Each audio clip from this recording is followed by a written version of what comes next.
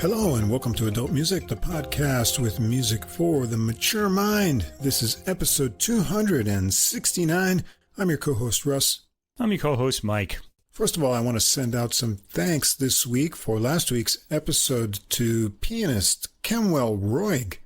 We talked about his recording, 3 Discovery, Volume 1, and he was pretty happy with what we said, and he shared it all over Facebook and Instagram as well. And so I want to thank him for doing that.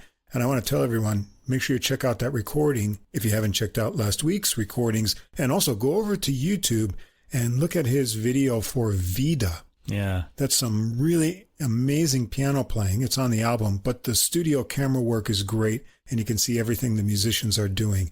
It really makes the music come alive. So I recommend you check that out. I've even got that on my CD to buy list. Yeah. An exciting album. It's a good record, Yeah, Cuban-infused jazz, all kinds of great Latin grooves. Some nice ballads on there, too. So be sure to check that out. A lot of those came out this year. I'm pretty kind of happy to hear all this, these Cuban grooves or like Latin grooves in jazz records this year.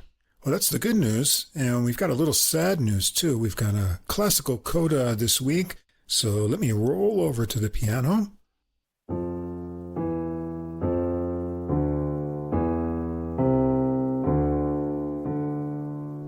Okay, well, Joel Cohen, the distinguished American early music specialist, lutenist, and longtime music director of the Boston Camerata, died on July 26th, 2026 in Haverhill, Massachusetts at the age of 84. And this is a name I remember from back when I was in college at Boston University in the 1980s and even a little after in the 1990s when I was located in Boston. He was born in Providence, Rhode Island, and he studied at Brown and Harvard universities and trained in Paris with Nadia Boulanger. Man, she trained everybody in the 20th century. And then he assumed the leadership of the Boston Camerata in 1968, held that post until 2008. Wow. Under his direction, the ensemble became internationally renowned for imaginative, historically informed programs. And this is at a time when that was a sort of new thing, too. It was very exciting, too, I remember. Being there when all that was happening. And he blended music with storytelling and explored cultural contexts.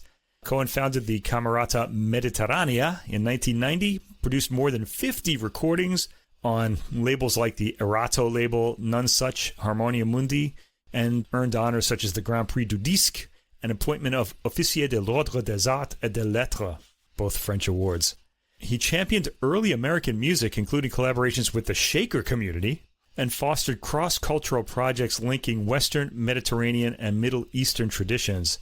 He leaves a legacy as a pioneering interpreter and advocate of early music. Yes, he does. Rest in peace, Joel Cohen, someone who made my music listening life in those days very exciting because one of the things that drew me to classical music was the period instrument movement. It was just a new sound. It was very exciting at the time, I remember.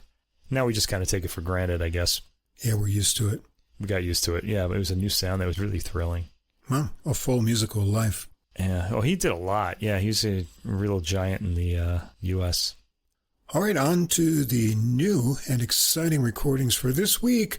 In the episode description, as always, you'll find links to Spotify, Apple Music, and Amazon Music for all of the recordings we're going to discuss. And at the top of the description, there's a link to the full episode playlist. That's all the music in one place on Deezer, CD quality streaming music from France. If you can't see the full description or if the recording list and links are hard to access wherever you're listening to us now, you can always come over and check us out on our host site. That's Podbean, PODBEAN.com. Everything is easy to follow there. If you enjoy the podcast, please follow or subscribe wherever you enjoy listening to us and tell a music-loving friend. Help us grow our audience. If you take a moment to give us a ranking or write a short review, that also helps us get listed in the music category recommendations, and that helps us grow our audience as well. You can come over and follow us on Facebook. We got a page there with extra info and sometimes more new release information.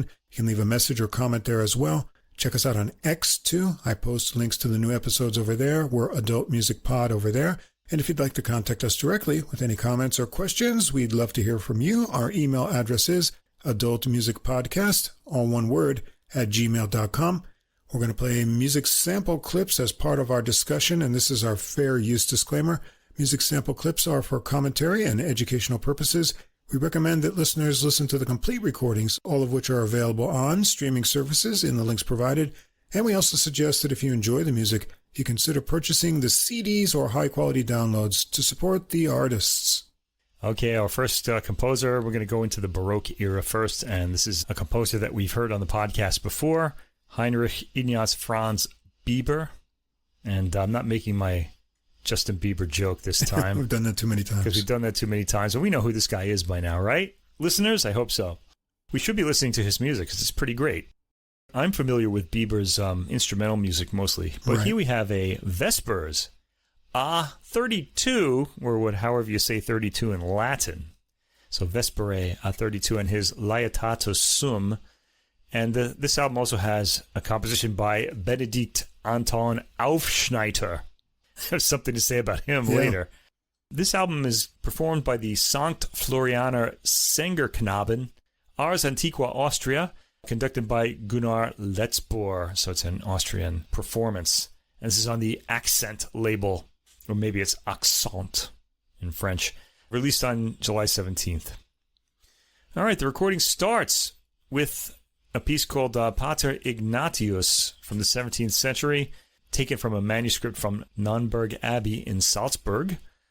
We have 2 clarini, 2 trombe, I guess trombones, and timpani. The performers on this are Schwanthaler Trompetenconsort, Franz Landlinger, Martin Mühringer, Bernhard Mühringer, and Samuel Siegel are on trumpets, Stefan Reichinger on timpani, and this is a heavy-sounding timpani opening followed by full-blooded horn fanfares to begin the album. The sound is spacious and spectacular, and that's the impression I want you to get out of this sample. This is the first thing you hear when you play this album, and you should be thinking, wow, this sounds amazing. Please listen.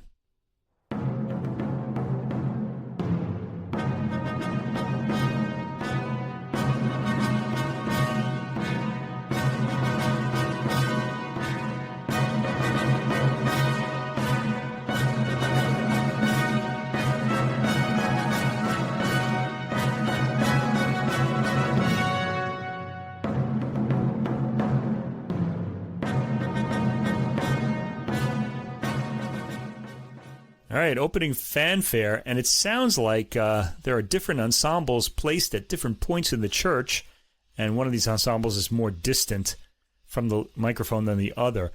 So you get the sense of a surround sound recording, and yet this is 2 channels that you're hearing. Really amazing. This would have been a great surround sound recording had they released it that way. Anyway, tracks 2 through 11, Benedikt Anton Aufschneider. It's too bad this guy isn't famous, because it would be cool to be saying the name Aufschneider all the time. He lived 1665 to 1742. This is his Mass, Leatamur in Ea, A12, or 12, I guess. This is performed by the Sankt Florianer Sängerknaben, the Ars Antiqua, Austria, Salzburger Lautenconsort, and individual members are listed in the booklet, and there are too many of them to name here. That'll be the whole podcast. Let's talk about Herr Aufschneider for a moment here. Aufschneider composed mostly church music. After a series of family tragedies, he moved to Passau in 1705, succeeding the late George Muffat as cathedral and court Kapellmeister. He died in 1742. His gravestone was later sold and has not survived. Oh. Who buys gravestones of famous people? I don't know. This particular mass is preserved at Jambach Abbey in Upper Austria. I hope I wrote that correctly because I may have misspelled it. Anyway, the booklet notes include a paragraph, and Russ, you were mentioning this to me earlier this week, that describes how the note writer Gunnar Letzbor compared Aufschneider with Johann Sebastian Bach on an early recording, which provoked an outcry in several reviews. I bet it did. Here he doubles down. Just like an American. I'm going to insult him by saying that because I know Austrians don't like to be compared to Americans or Europeans in general. He doubles down. That's what Americans do. They double down. So you're behaving like an American, Herr Letzbor. He declares Aufschneider to be the Catholic Bach here. And he gives a lot of reasons. He says, both composers cultivated a style deeply rooted in Renaissance polyphony and achieved the highest mastery in this art. In their sacred music, each pursued a highly personal path, largely indifferent to prevailing fashions, and in doing so reached the utmost limits of what was possible within their respective idioms. I want to say something about this. Indifferent to prevailing fashions. That's really any genius composer or artist. Right. They're going to do their own style. That's why they're leaders in the field. Anyway, a defining feature of their avant-garde spirit, I don't really think of Bach as avant-garde though, but anyway, I think of him as more as the end of an era and the culmination of an era rather than someone who's really kind of inventing new things. Anyway, a defining feature of their avant-garde spirit is the expansion of polyphony through modulation, extending even into distant keys, and in this way, both composers break with the symmetrical ideals of their Renaissance models, imbuing their music with a Baroque intensity that is at once theatrical and expressive. He then goes on to say that the different musical results they arrived at may well be explained by the contrast between Catholic and Protestant culture. We at Adult Music await the critical outrage for this latest claim. Anything you want to add to this, Russ? Are you okay there? I'll be all right. I'll mention something else at the end. Okay. Anyway, let's get into this work. Now, despite Herr Letzbor's claim, this is a really good piece, and we should enjoy it for what it is without comparisons. Anyway, track 2 is the Kyrie, and the Ausschneider Mass starts with a powerful sound, followed by softer statements on the word eleison, or have mercy. The clarity of voices and spaciousness on the recording really are a wonder. This continues here. We're getting voices now, too, just making it even better. Let's hear this.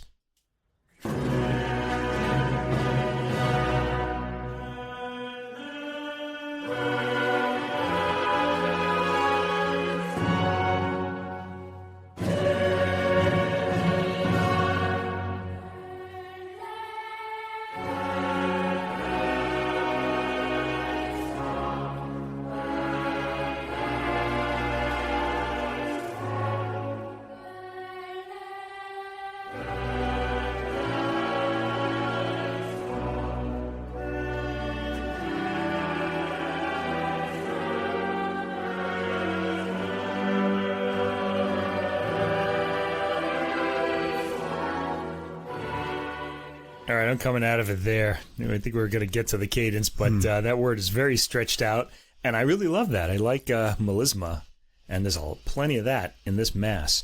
The boys' choir, in particular, makes an impression with its tone. I really love the enunciation of the vowels. Yes. They have a really special way with it that really draws me in.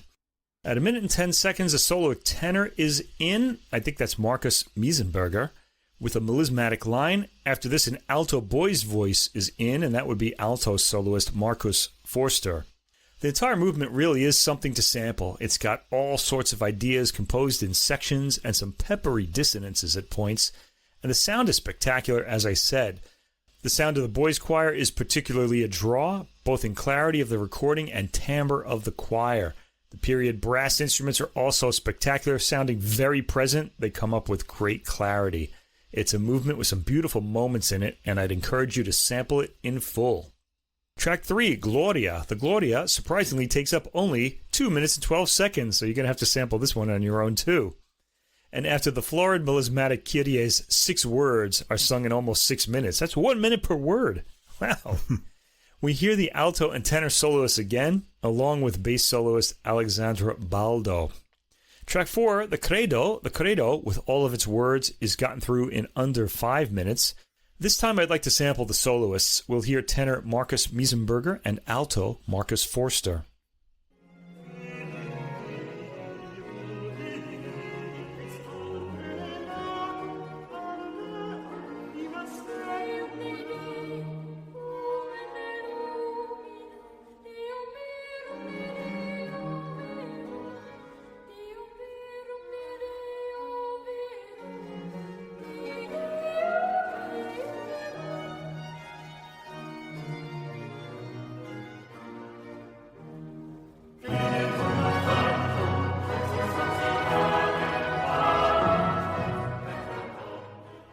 Maybe we didn't get enough of the tenor in that, but we'll hear him again later.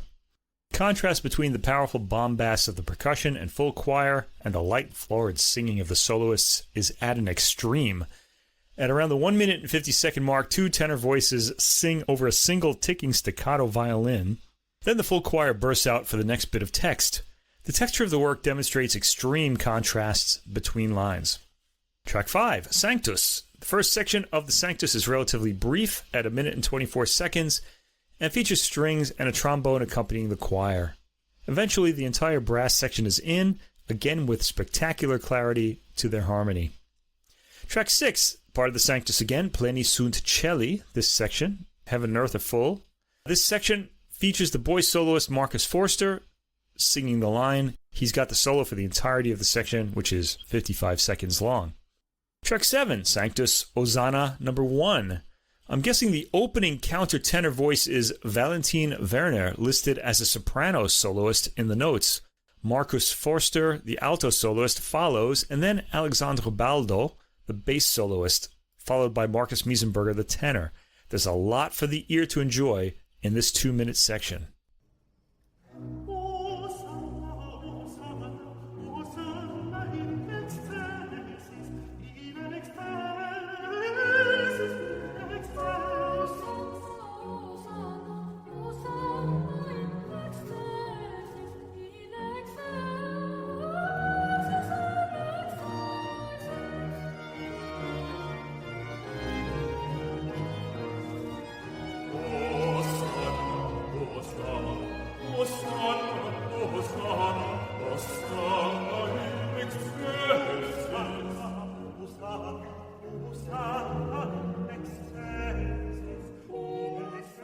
All right, I got all 4 solo voices in there. Pretty amazing.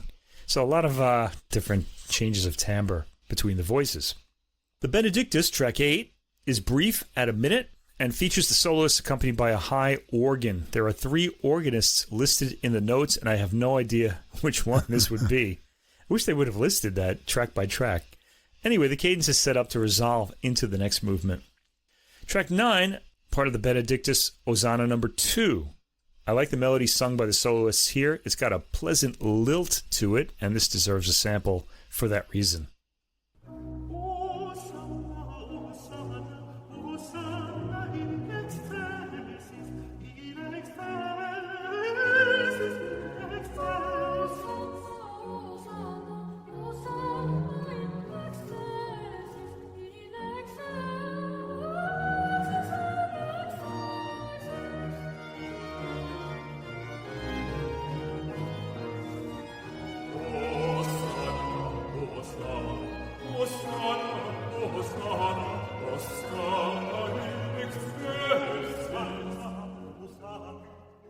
And a lot of vocal variety once again, so pleasing to the ear.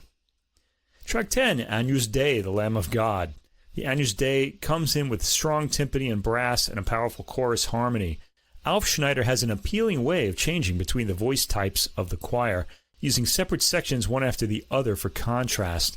The texture thins as the soloists sing in harmony at around the 55-second mark, and the section goes to the end with this quality. Track 11, Agnus Dei, Dona Nobis Pacem. This is the end of the Agnus Dei section. There's an echoey sound to this as the soloists sing out with the orchestra accompanying, with bass Alexandre Baldo starting. We're back to the very public-sounding declamation of the text here.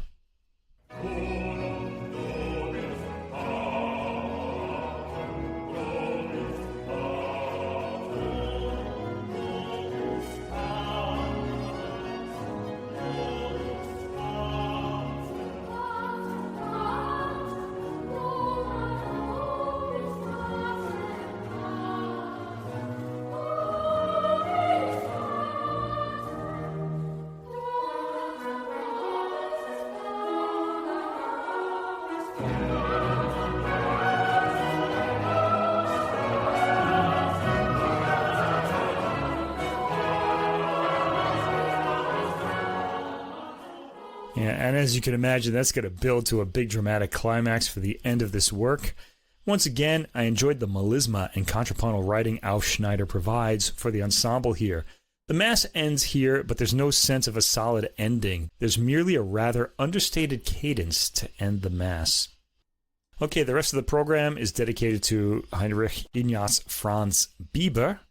Track 12 is his Laetatus Sum A7, or however you'd say that in Latin, in A major. This is his C9 in his catalog. The bass is Alexandre Baldo, and Gerd Kenda also singing bass, and the Ars Antiqua, Austria are featured on this performance. This is Psalm 122, or if you're using the Latin Vulgate edition of the Bible, 121. It expresses joy at going to the temple in Jerusalem and praying for its peace. Laetatus sum means let us go. And the psalm is traditionally attributed to King David. This performance of Biber's setting features the basses Alexandre Baldo and Gerd Kenda. The piece starts lightly with a lilting theme on strings backed by brass, which solidify the overall sound of the harmony. Baldo's booming bass sound comes out, with Kenda sounding identical when they sing together, so that it's hard to tell them apart. The sound is dark and rich. Biber's textures here are more supple sounding than Aufschneider's, and of course, feature some impressive violin figuration at points. Biber being a famous violin soloist during his lifetime, and his works are very unique, so I'd recommend hearing those violin sonatas too if you haven't already. The texture dances and remains solid and steadfast by turns. Let's try to get some violin and vocals into a single sample here.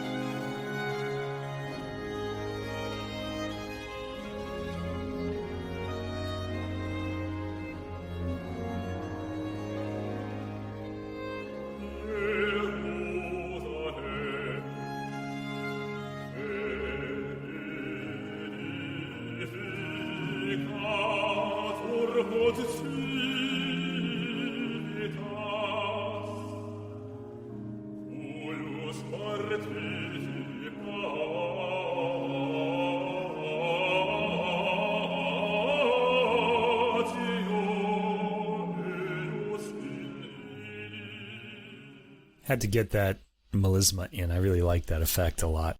The sound of the bass voices really makes this piece work for me. They contrast severely with the light-sounding violin. The piece's 9 minutes are spent switching sections between the richness of the bass voices and the limpid, flowing quality of the solo violin, with sectional changes providing varied accompaniment. Surprisingly, the piece ends with a light pulling off of the final note, leaving the work with a lack of finality, which seems to be a theme of this album. Works that don't have solid cadences at the end. That'll change with the Vespers, though. Track 13 is also by Biber, the sonata Gloria Patri at the end of the Laetatus Sum. This begins with a violin solo played slowly as far as the melody goes, but with florid figuration in the section following the melody. The two bass soloists are then in to sing the Gloria Patri section of the Laetatus Sum. The Gloria Patri section is always tacked on to the end of these prayers. This is the glory to the Father and the Son and the Holy Spirit as it was in the beginning, etc. Okay, let's hear this part.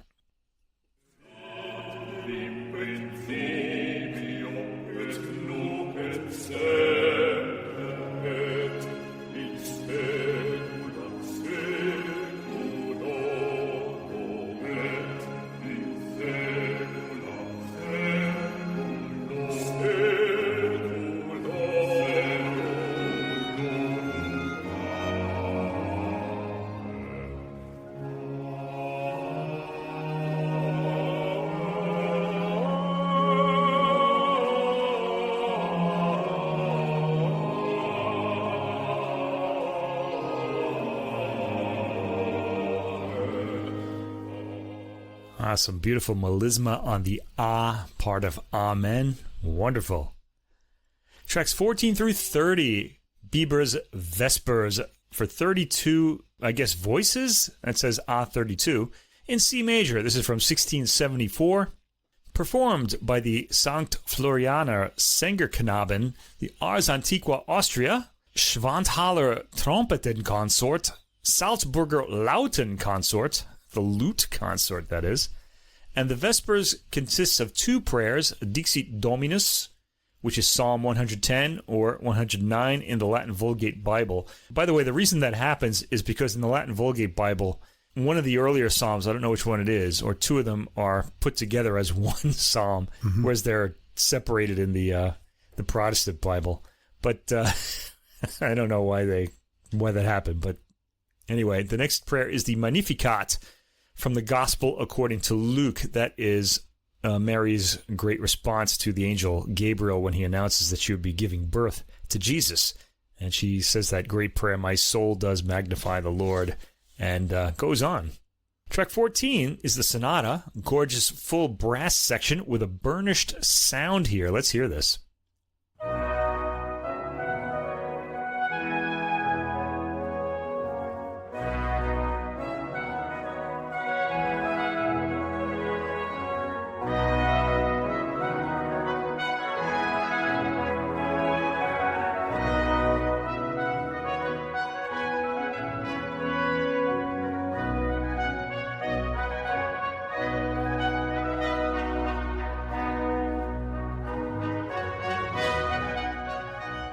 Yeah, the Baroque really used brass in a really interesting way, and then it disappeared for 200 years, and then came back in the 20th century. I don't know why that happened. Those Baroque instruments, too, were really hard to play, too, so you would think that as the instruments improved, or it became a little easier to play, that they would be used more, but that wasn't the case.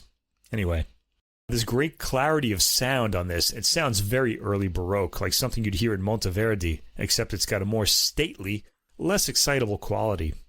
Track 15, Dixit Dominus, C11. A very brief intro by the boys' choir mixed with the lower voices from the men's choir. Track 16, Dixit Dominus still, Sede a dextris meis, seated at my right hand.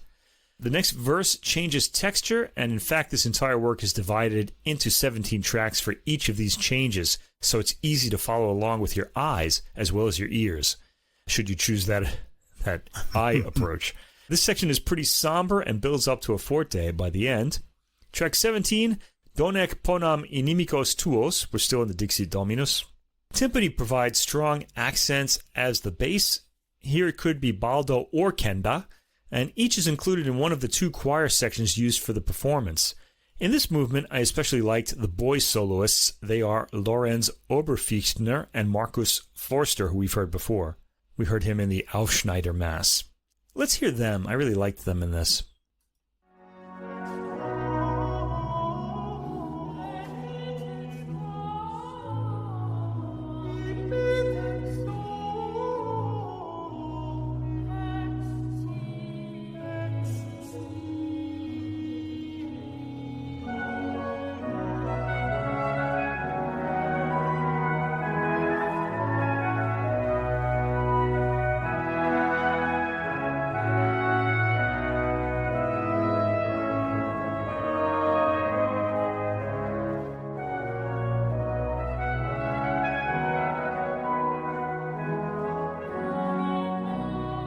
Yeah, fantastic brass as well, mixing really well with those boys' voices too. There's a lot of static harmony in this work, which is characteristic of Biber's music. He'll often have a droning chord that he'll improvise over in his instrumental works. A similar harmonic approach is used here, except the melodies are less mobile, unless of course the violin is playing. Track 18, Dominus a dextris tuis, from Dixit Dominus, marked presto. The opening of this section is fanfaric, with brass and voices blaring out.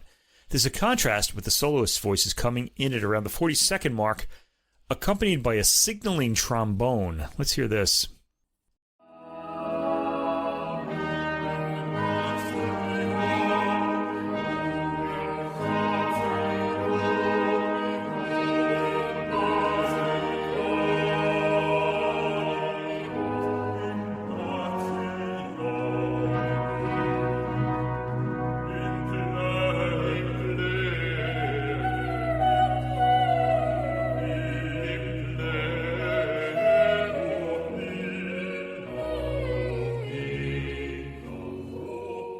And the boys going up for those surprising high notes there.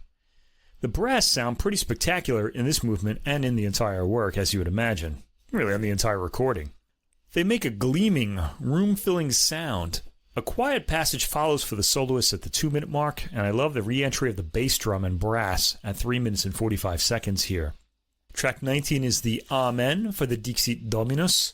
This is melismatic in a highly appealing way. It's heavenly, and I'd encourage you to hear this in its entirety. It's pretty brief at 1 minute and 43 seconds. The cadence at the end is as solid as they come. This piece is most definitely over, unlike the earlier works we heard. And all is well with the word. You hear a really solid cadence. You think, everything is good. I can resume my life knowing that I'm in a good place. Track 20, Magnificat. This is Mary's prayer to God after Gabriel makes his announcement. This is marked C12 in Biber's catalog. This has a gorgeous brass fanfare to begin it.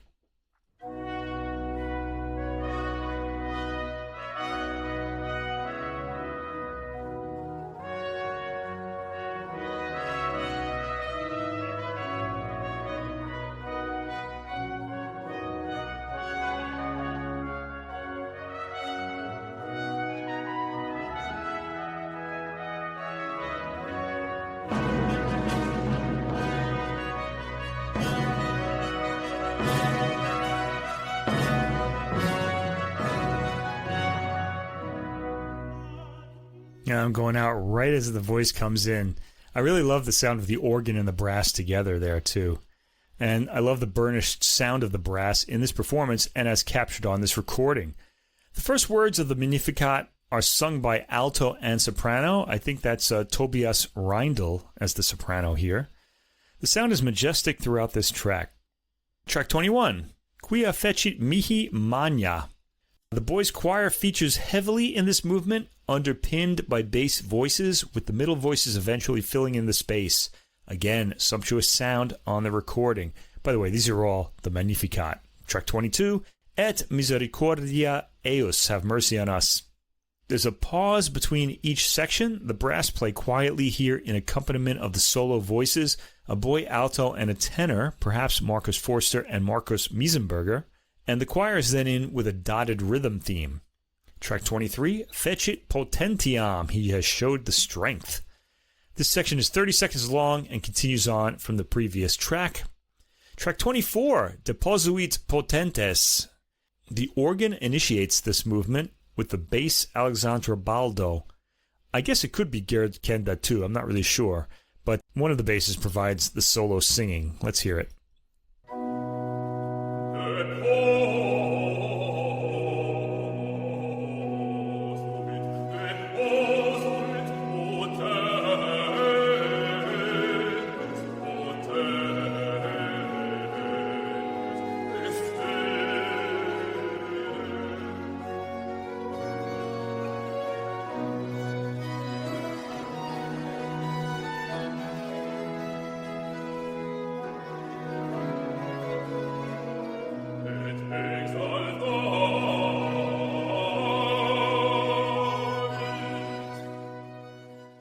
The boys' choir comes in for contrast with the bass voice, an effect Biber seems to like a lot. He uses it often. Track 25, Sonata from the Magnificat, has a fantastic trumpet tone as this brief section features only instrumentals. It's pretty short, so I'll have you sample it on your own. Track 26, Sushepit Israel, 18 seconds long, features a boy soloist and bass soloist. Again, great sound. Track 27, Misericordiae Sue. The previous section continues here with the upper end of the chorus. The massed harmony is sumptuous. Track 28, Sicut Locutus Est, another brief section with the soloist singing in counterpoint. The spaciousness of the recording allows each vocal line to be easily followed. Track 29, Gloria Patri. This is the traditional ending of all these prayers. The opening Gloria text is sung solo by a countertenor voice and is taken over by the basses. The choirs and brass take over for the majestic continuation of the verse.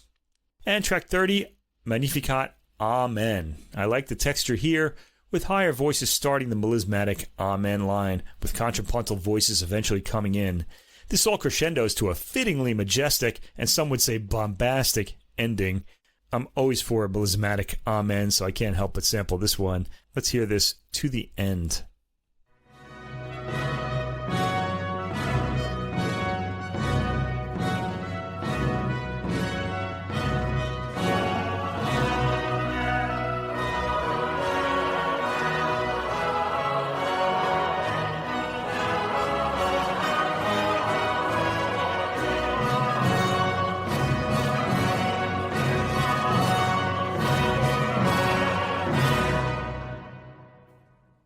Oh, yeah.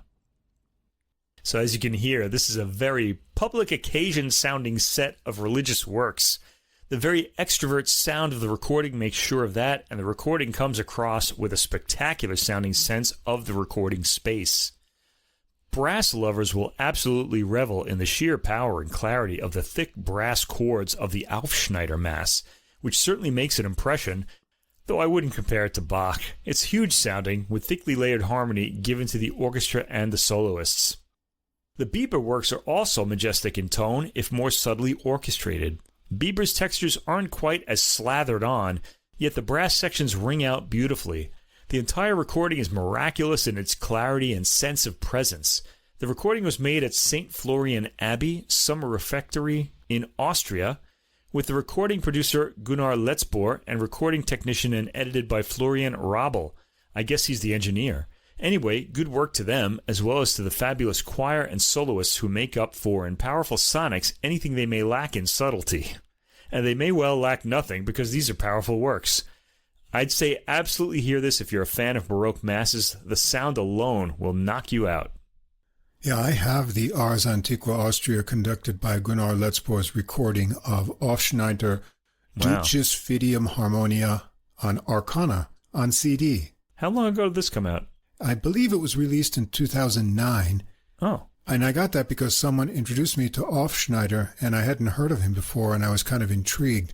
And I read the booklet notes, and I remember Letzbor's referring to Aufschneider as the Catholic Bach, and I thought, that's interesting. I didn't realize that he had ruffled so many feathers with that comment. I guess in that intervening period between 2009 and now. Yeah. He's ruffling feathers again, though, I guess. Anyway, I really enjoyed this Mass here. For a Mass, it has a lot of charm and variety in composition, and the boy, alto, and soprano voices have some real standout lines. The brass is stately, especially the trumpets throughout. The Biber Vespers was also enjoyable, and I wasn't expecting timpani and lots of brass in this because my image of Vespers is something more quiet for the evening. But this was really engaging throughout. As you mentioned, and as we heard, the recording sounds great too, with a natural sense of space, like what you would expect if you look at the photo in the CD booklet. Yeah. There's kind of a tiered approach to having the instruments up and down, and then you can see the sides of the cathedral, and that's all captured on the recording. Both main works are religious in nature here, but they have a lot of interesting craft and variety to keep you interested in a plainly musical sense right to the end. It's a really fabulous recording. Yeah, one worth checking out, so be sure to hear that. Okay, we're going to familiarize ourselves with another fairly unfamiliar composer, and that will be Franz Krommer. His Symphonies 1 and 2, and his Concertino for flute, oboe, and violin. And this album features a lot of names I can't pronounce. Let's try.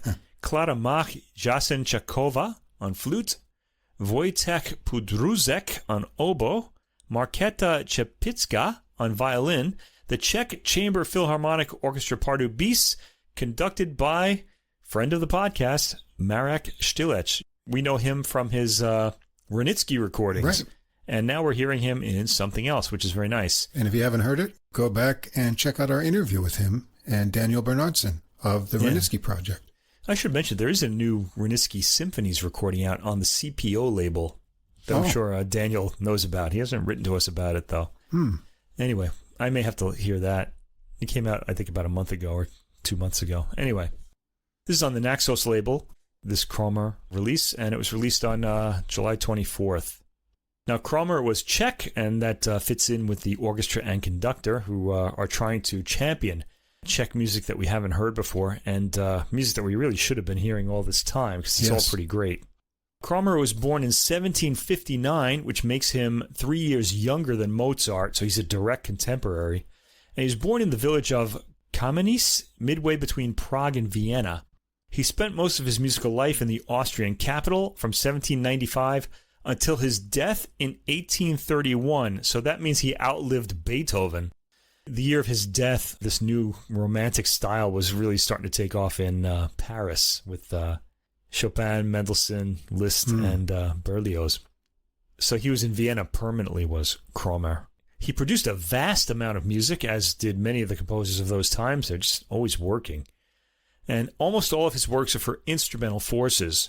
Like Paul Wranitzky, who this conductor and orchestra have recorded in depth, Krommer had a special affinity with wind instruments, although perhaps not as much as Wranitzky did. Krommer's music is yet another example of music that we haven't heard simply because it was overshadowed by that of Haydn, Mozart, and Beethoven. And then in the 20th century, when Western classical music was reduced to repertoire works, all of these composers were just kind of wiped out and not played anymore, which is a real shame. Now that we have recordings and all these ensembles looking for new music, we're starting to hear them all again, and what a surprise and delight they are. So get ready to hear some very entertaining and really appealing music here. Tracks 1 through 4, Symphony No. 1 in F major, Opus 12, composed in 1797. So this is after Mozart's death. And this is also when Beethoven was composing his first, his first string quartets were coming out at about this time.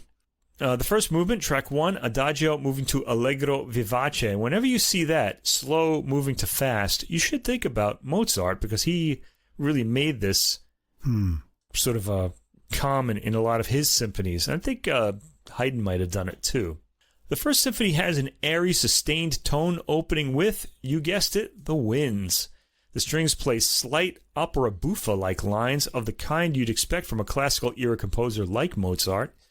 In fact, Czechs like Krommer seem to have completely taken on Mozart's style. Indeed, Mozart was invited to the Czech capital of Prague to premiere Don Giovanni. He really wrote it for them. They really loved his music, and you could hear it in their music. They really kind of took his ideas on with their own sort of melodies and things like that. There's some darkness to this introduction right at 1 minute and 12 seconds, but this writes itself into brighter material. And once we reach the Allegro vivace at around 1 minute and 35 seconds, we're in high spirits. Let's get into those high spirits right away. I'm going to start this at 1 minute and 35 seconds when the Allegro vivace starts.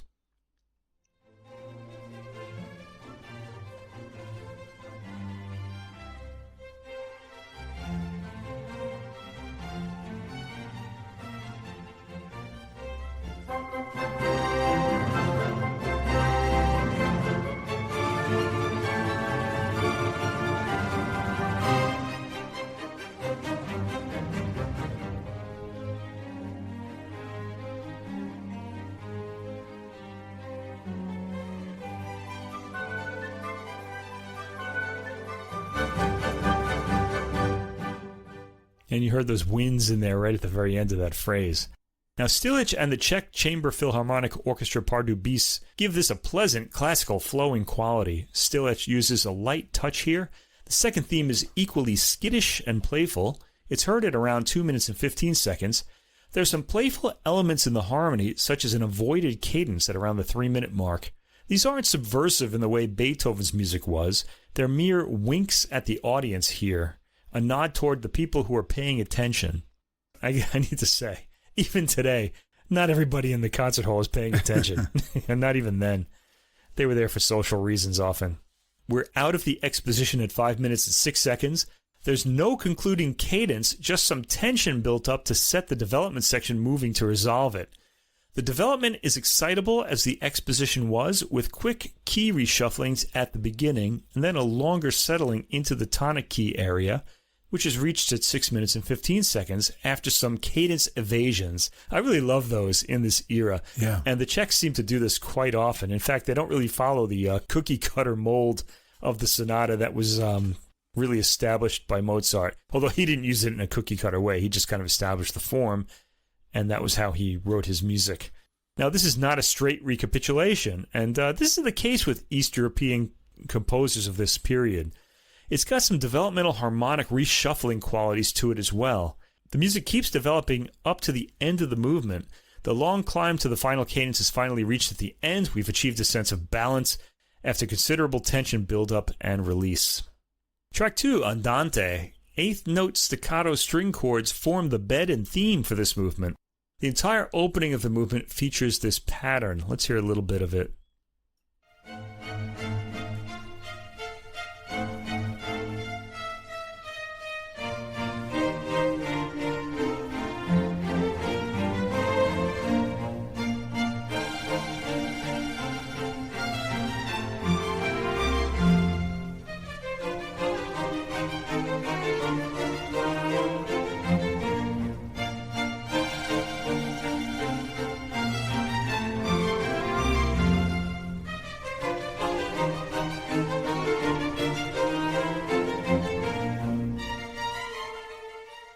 Yeah, very pleasant. It's cheerful and uplifting. Still Edge sets a good tempo and allows the music to flow. Winds finally come in for the middle section, which still has considerable strings, especially in the answering phrases. It's really beautifully orchestrated, too. Track 3, the third movement, Menuetto, marked Allegretto. The minuet sounds straightforward for the period. It's mostly driven by strings, with passages for winds interspersed. At 1 minute and 32 seconds, a lighter, pleasant theme in the strings winds around the wind lines, and this caught my attention. Let's hear a bit of this.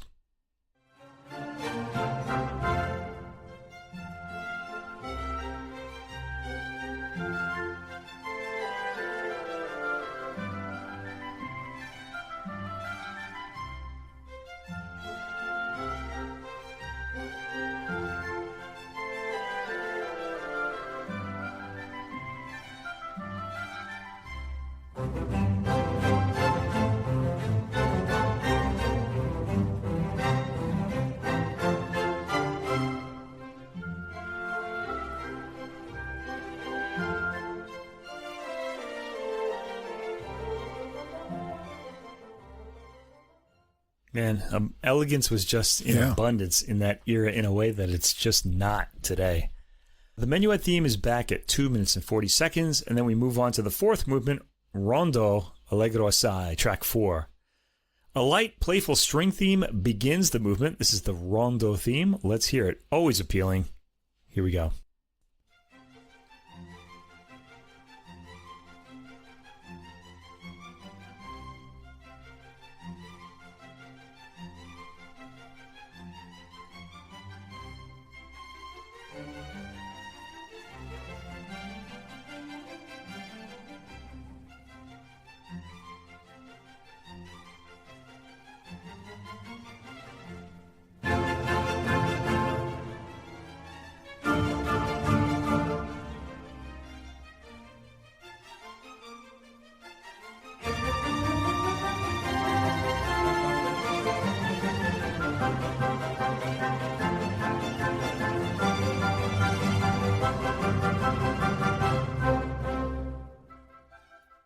I often wonder if composers keep like a rondo notebook. Gee, what's the catchiest thing I've heard? And then they just have all those in the rondo themes because they never use them for anything else but these, it seems like. The B section has equal energy with eighth note repeating staccato wind chords and charming driving lines in the strings. The rondo theme is back at the 2 minute mark. There are some charming turns of phrase in every section of this movement. At the 4 minute and 5 second mark, the mood changes to a more urgent, stormy string sound. The rondo theme returns just before the 5 minute mark. There's some charming interaction and orchestration in the long coda that follows the final statement of the rondo theme. This is an uplifting, immediately appealing work. Tracks 5 through 8, Symphony No. 2 in D major, Opus 40, published in 1803. Now, 1803 is a big year in classical music. That's the year that Beethoven's Eroica Symphony, the Symphony No. 3, premiered, and that really just rocked music to its core. Well, it took time. It's not like these days where something comes out and the music art suddenly changes because everybody's heard it. In those days, music took time to get around, so people were still writing in the classical style years after this. Track 5, the first movement, Adagio to Allegro. So we've got that Mozart slow to fast, introduction to fast, chirpy theme approach again. This has an opening reminiscent of Mozart's Don Giovanni, which opens with this really tragic-sounding dissonance, or his Prague Symphony, where he used that sort of thing again. It's got an opening chord that's harsh for the period, but lightness follows.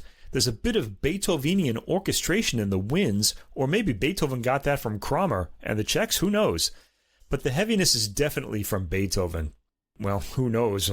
Scholars would know, and they'll probably say it's Beethoven. I think he was pioneering in this stuff. After the 1 minute mark, a lighter theme is heard with a bit of jerkiness in its rhythm. This sort of roiling theme is the Allegro. At the 2 minute mark, we hear the second theme. At 2 minutes and 53 seconds, the exposition repeats, or rather resets. The orchestration here is lighter. The movement has a lot of unexpected power and momentum, and again, Stilic drives the orchestra forward, always making us aware of the weight caused by the harmony.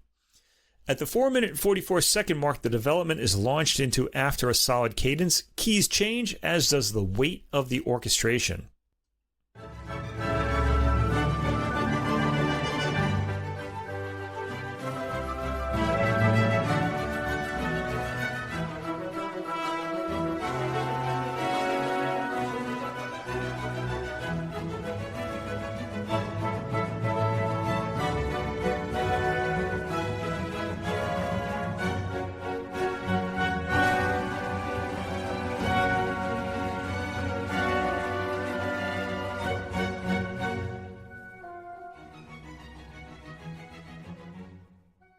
I wanted to hear some of the energy of this development section, so I sampled there. As the weight of the harmony shifts, the orchestration becomes lighter, and we eventually find ourselves in the familiar themes of the recapitulation, with the harmony still making adjustments. So once again, this isn't a straightforward cookie mold sonata form, though the sense of sonata is there. I really like this, by the way. I want to hear more music where the recapitulation keeps developing, so it's not really a true recapitulation. It's a harmonically exciting movement with lots of unexpected shifts into new harmonies and keys.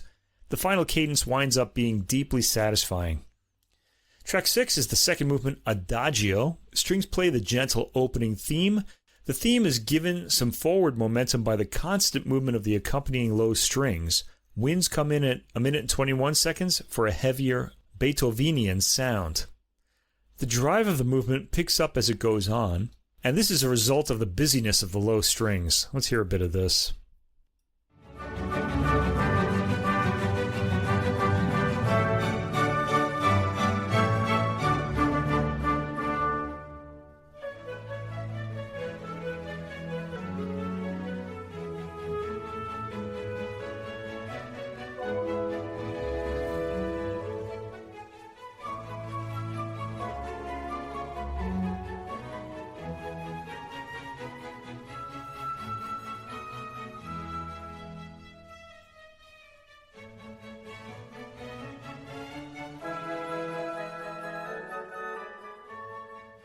Yeah, we got to hear some of the wind writing in that sample too.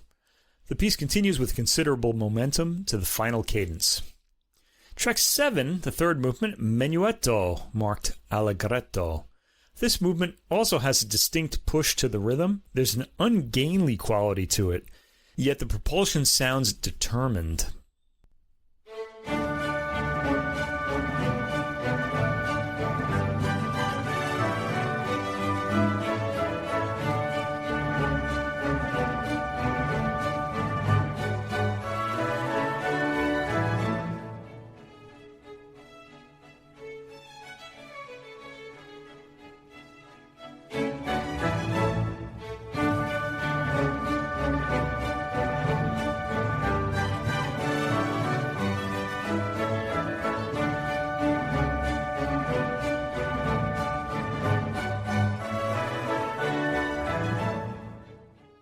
There's a very pretty wind-led waltzing theme in the B section at 1 minute 55 seconds. The A section is then back with a slight change to its quality, like it's lost some weight and ungainliness. It still has a heavy attack, but the rhythm is smoother there. So this music is always changing. It never just repeats. I really like that about it. Track 8, the fourth movement, Allegro. Skittering opening theme in the strings, a louder theme, sounds at 35 seconds, reminding me a bit of an Offenbach can-can in character, if not rhythm. Still has the orchestra on its toes here. I love the sudden forte outbursts from the violas and cellos after the 1 minute mark.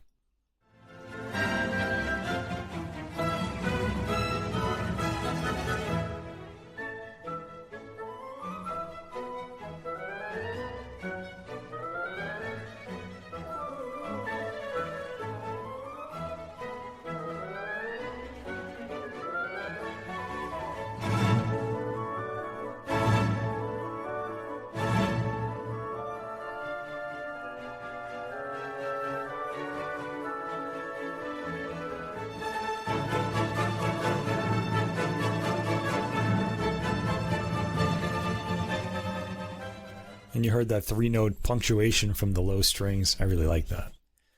At 1 minute and 53 seconds, the opening theme repeats lightly in the strings. It sounds like the B section repeats too after the rondo theme.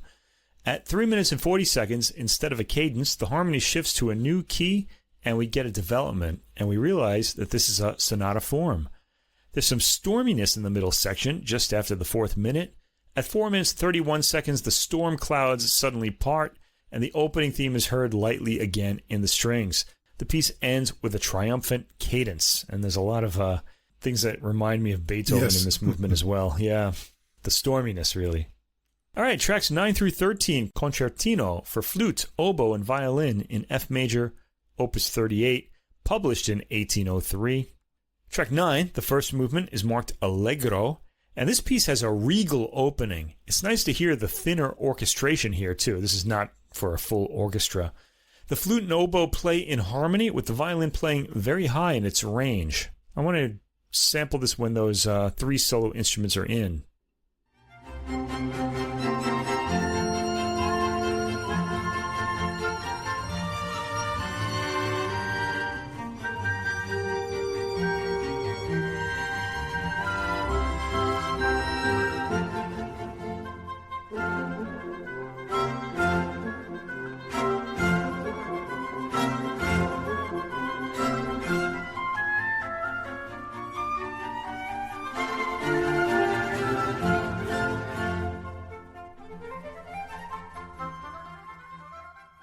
Yeah, gorgeous orchestration there, too, with the solo instruments.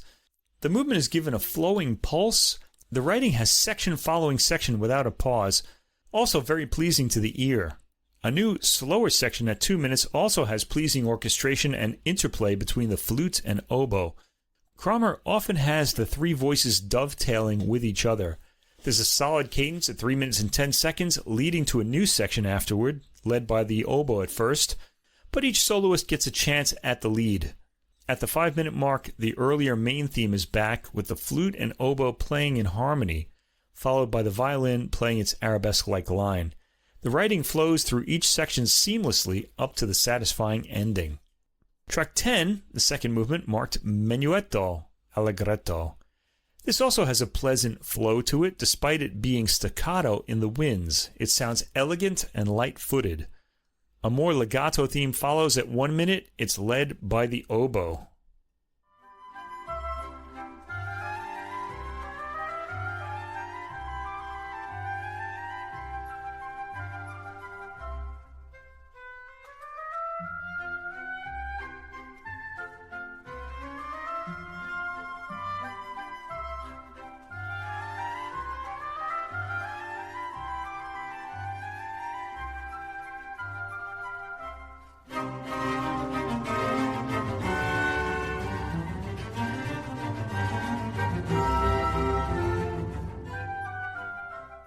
Yeah, so that oboe theme I mentioned came after that flute theme that you heard right at the beginning of that sample. At 2 minutes and 40 seconds, the staccato figures of the opening are back, and the entire section plays out again. Track 11, the third movement, Adagio. Full chords begin this movement, echoing Mozart's approach in wind music a bit. The flute and oboe have an attractive counter-melodic section afterwards, which the solo violin ties up at the end. After this, the violin takes the lead, with the 2 winds chirping in accompaniment.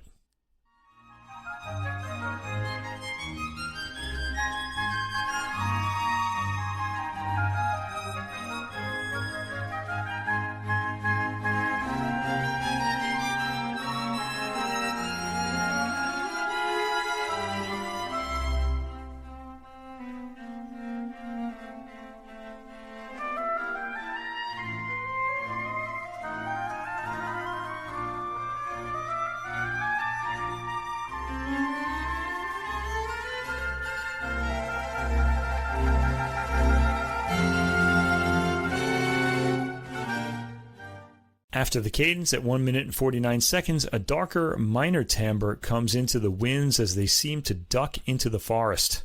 Lightly dramatic chords sound at 2 minutes and 40 seconds. Then the oboe and flute are back to their lighter melodies, with the violin tying the themes in a bow at the end, leading to a brief coda and the final cadence. Track 12, the fourth movement, another menuet. This one is Allegretto. Movement 4 sounds more like a traditional minuet with its heavy beated 3/4 rhythm, though it sounds fast for a minuet. Like everything else on the album, it's given a good sense of flow. Stilich and the orchestra keep things moving. The trio section has a thinner texture and more legato approach in the winds.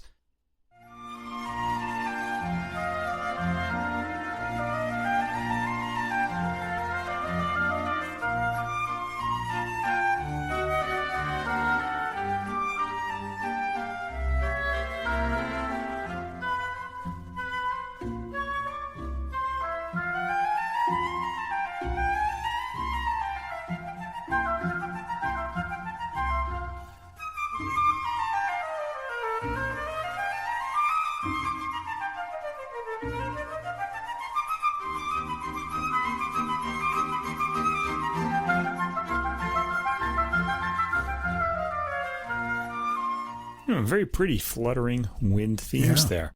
The trio has a middle B section that leads back to its A section and then back to the opening minuet.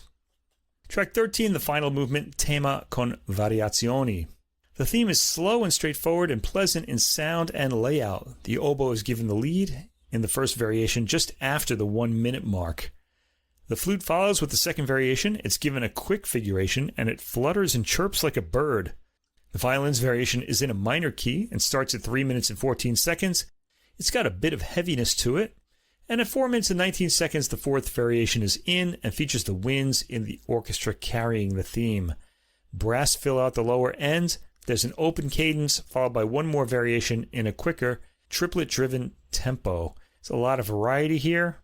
I didn't really know which to pick out, so I'll let you hear the whole thing on your own.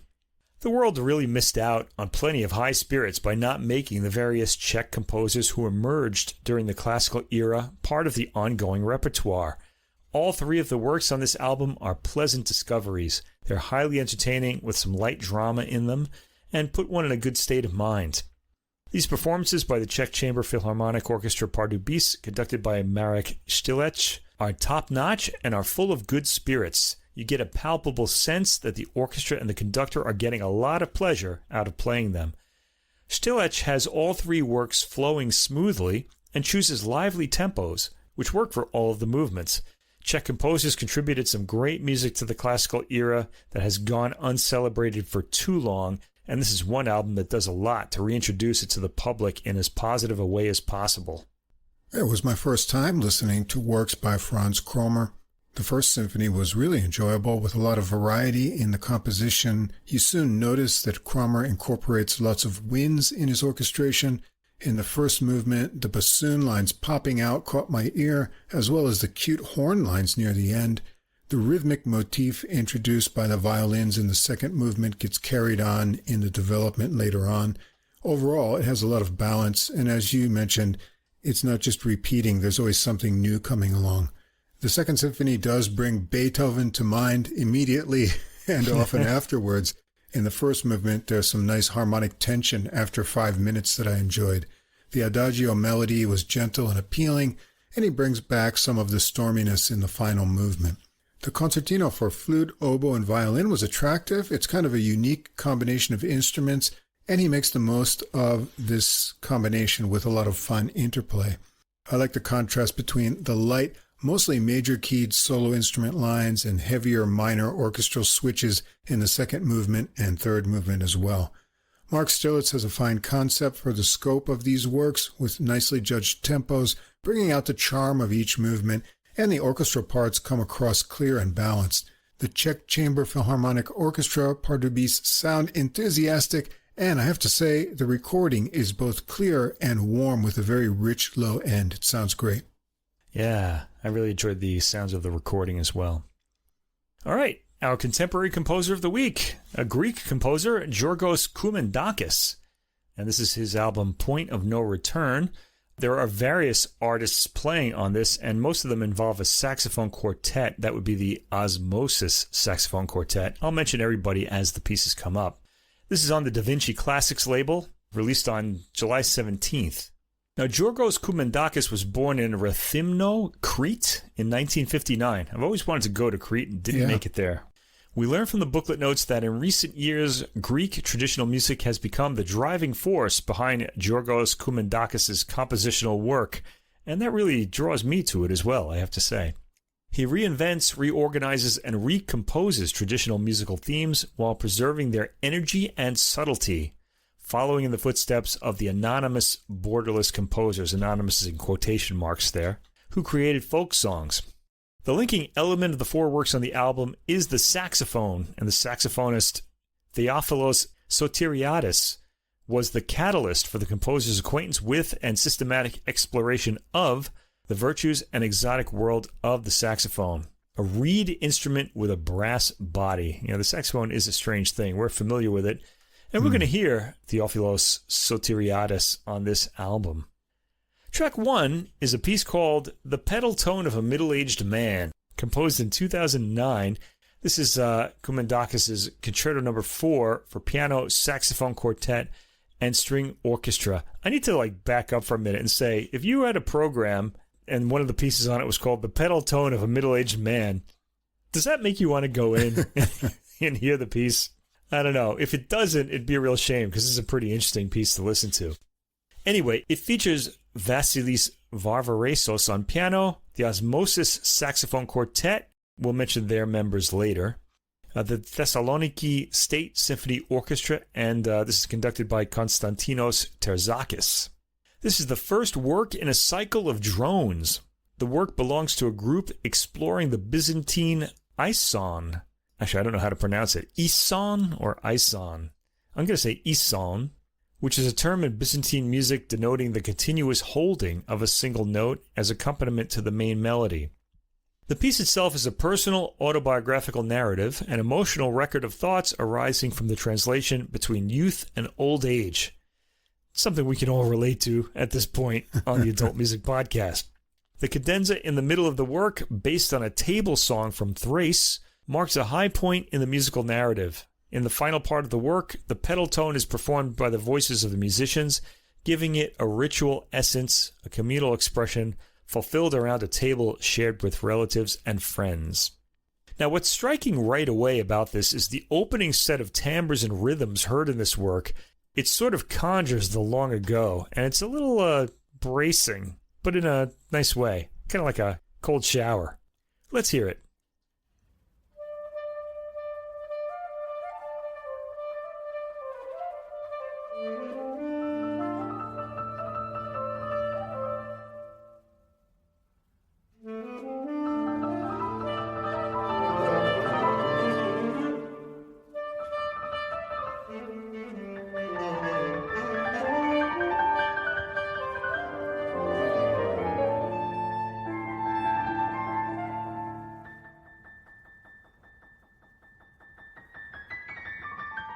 Yeah, I just love the original sound of this. It just draws me right in. It's kind of a unique sound. I don't want to say original, unique, let's say.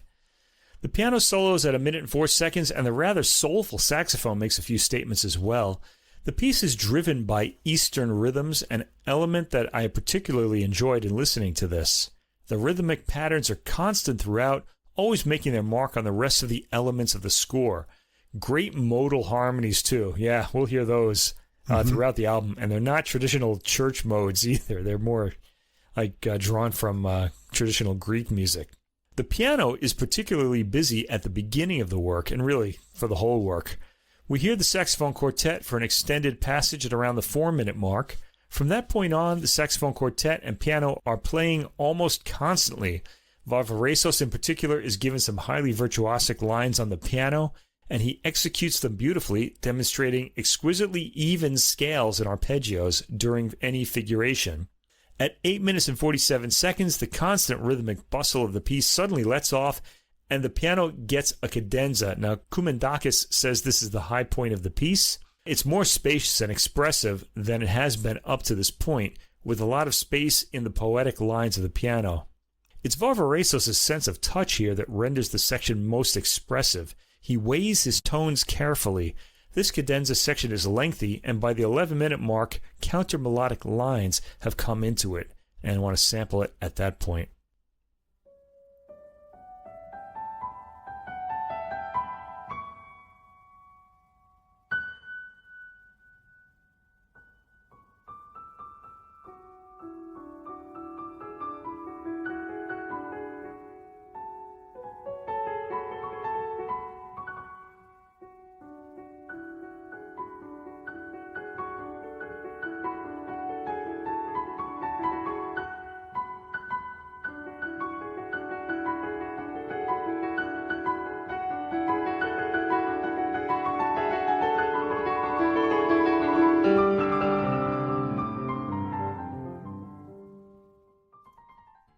textures fill out.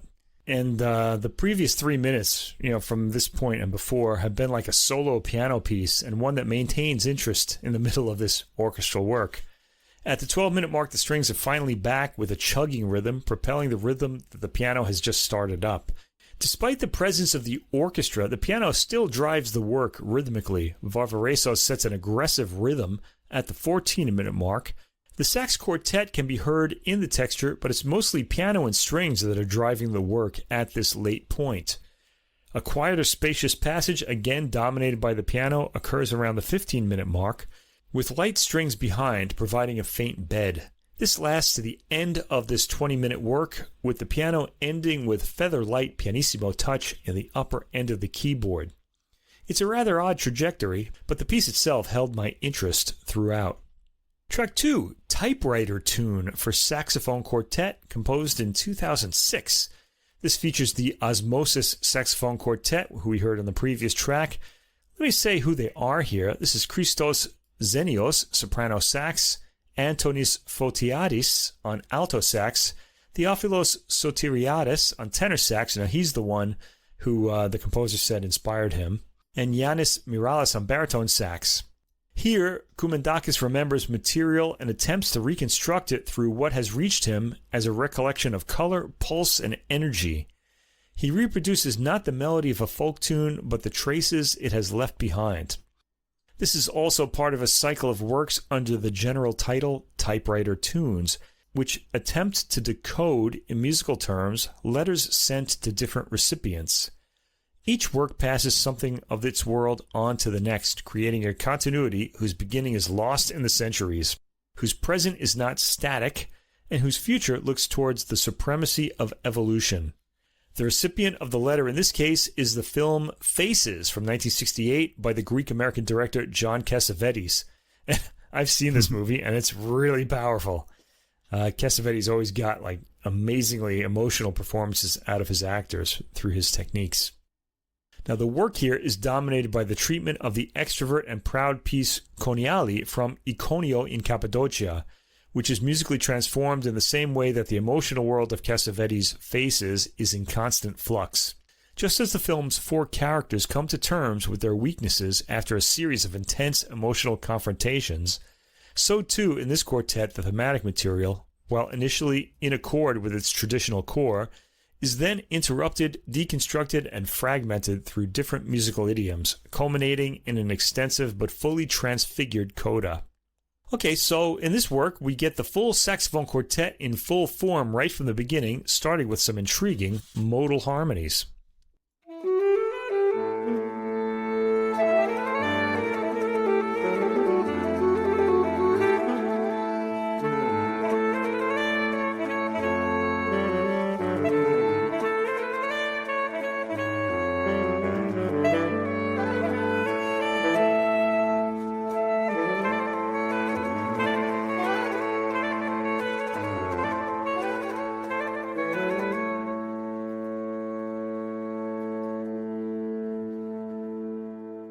And this sounds very Greek to my ear, especially because of those sustaining tones, those pedal points, droning notes.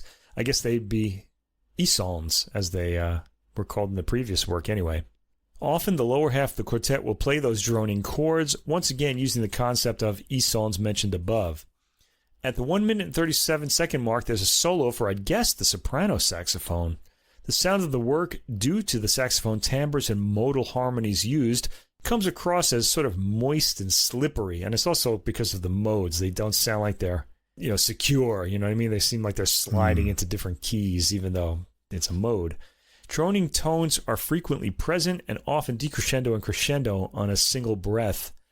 At 4 minutes and 11 seconds, a rhythmic pattern begins in the lower saxes, and it's pretty intriguing, like ripples of water on an ocean surface.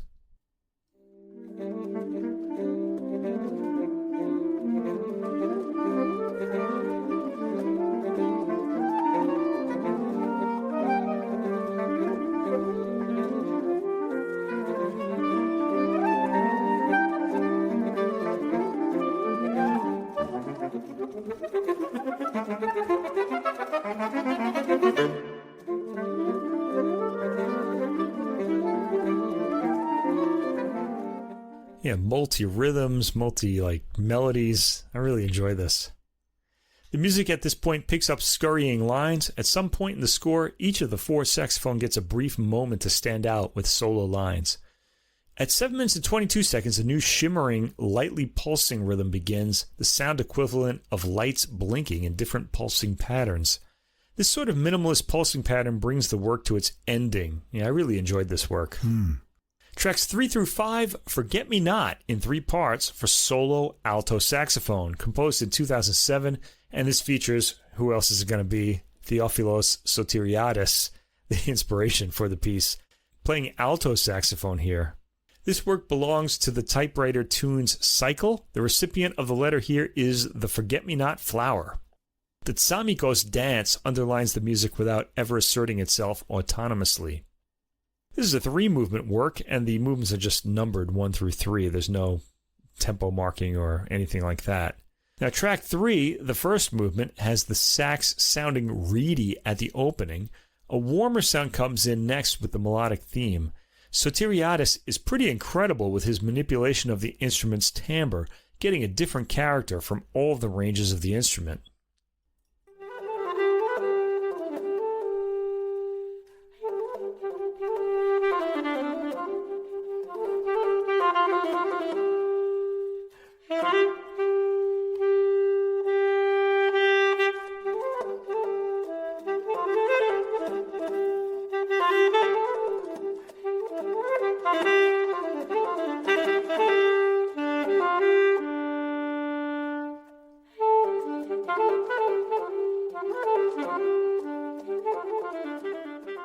Okay, and there he's more or less in the same sort of range. From the point of the sample, the movement gets jumpy and dance-like, and Sotiriadis demonstrates a lot of virtuosic skill.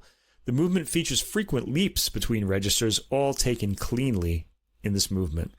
Track 4 is the second movement, which starts with longer sustained steady tones, and here again Sotiriadis plays in several registers and is required to leap between these different registers in between phrases and sometimes mid-phrase. The phrase, though slow, comes across with some beauty in its pacing and shaping.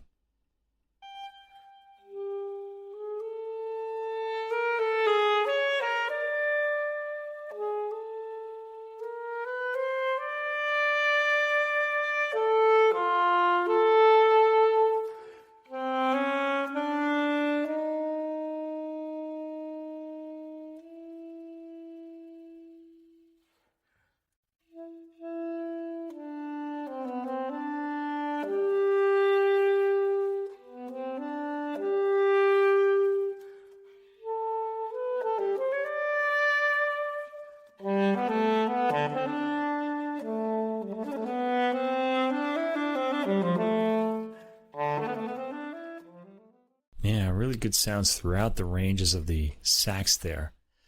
At 1 minute and 42 seconds, the theme gains some more rhythmic energy, though the tempo remains slow. The ending features a high repeating note that breaks into a dance rhythm, with decorative notes appearing around it. The movement simply stops mid-phrase at the end. Track 5 is the third movement, and here the sax begins a slow phrase in its low end. The harmony is modal and again really invokes an earlier idiom than the church modes we've become accustomed to hearing. The effect of the movement is hypnotic, at least on me.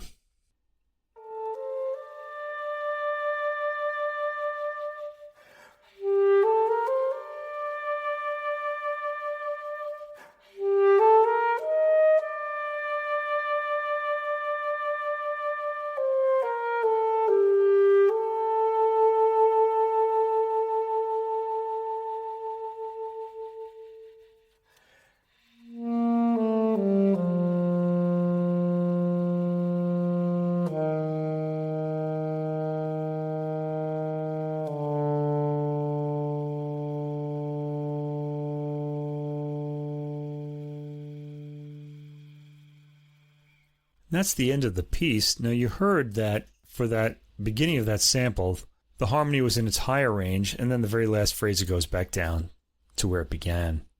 Track 6 is the final work on the album, Point of No Return for Saxophone Quartet, composed in 2020, and this features the Osmosis Saxophone Quartet. This work is based on 2 songs from Smyrna, originally written for string quartet. This transcription was made by Antonis Fotiadis, the alto saxophonist in the quartet. In the transcription, the work, because of the particularities of breathing, acquired a new timbral and expressive dimension, almost otherworldly. The composer borrows 2 very well-known Smyrna songs from the 1920s and 1930s. Smimeko Minore from 1919, sung by Marika Papagkika. She lived 1890 to 1943. And Maneki Maneki Mo from 1926. Mixed rhythms, a key stylistic feature of the East, and the Amanes, a peculiar monophonic drawn-out passionate song in which the Turkish word aman, meaning mercy and compassion, is repeated, lead to an ecstatic pas de deux between 2 poles, East and West, that seems to seek peace and reconciliation. Fluttering melodies from the quartet begin the work, and they're all counter melodies too. A rhythm is established by the 42nd mark, and the piece has a lively quality to it. I'm going to go right to that spot where the rhythms are established.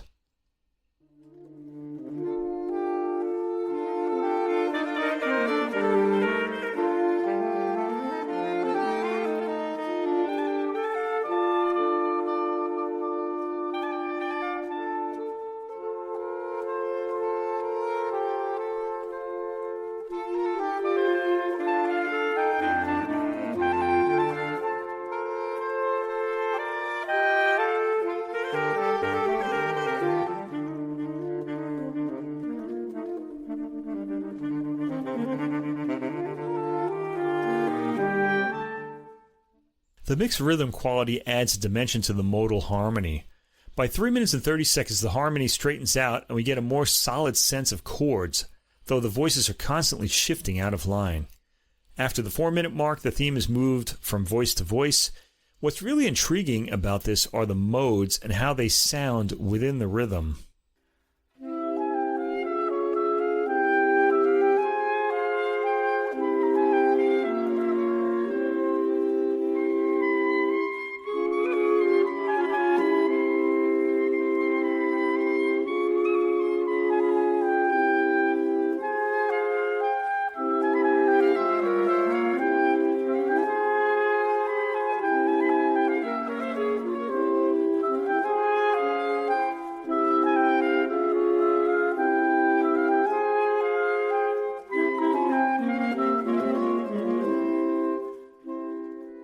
At 6 minutes and 45 seconds, a slow pulse starts in the lower instruments while the soprano sax plays an intriguing high note, which then surrounds itself with modal figures. The harmony drops to the lower instruments, which trudge along at around the 7 minute and 30 second mark. The higher soprano sax, bending its note into slight glissandos between notes, reappears after the 8-minute mark.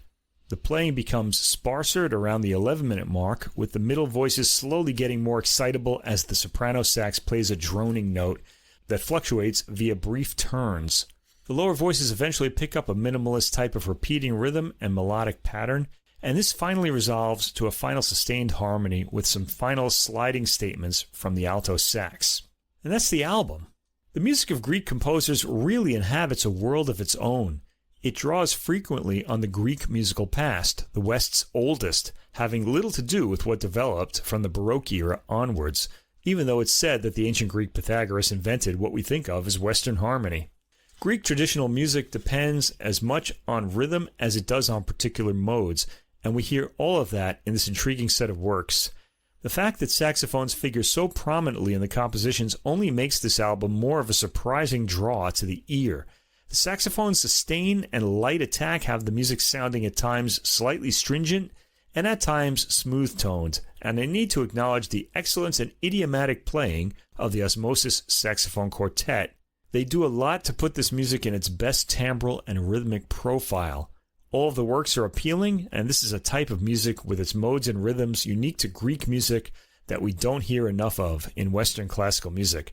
The composer, Georgos Koumendakos, is someone I'd like to hear more from.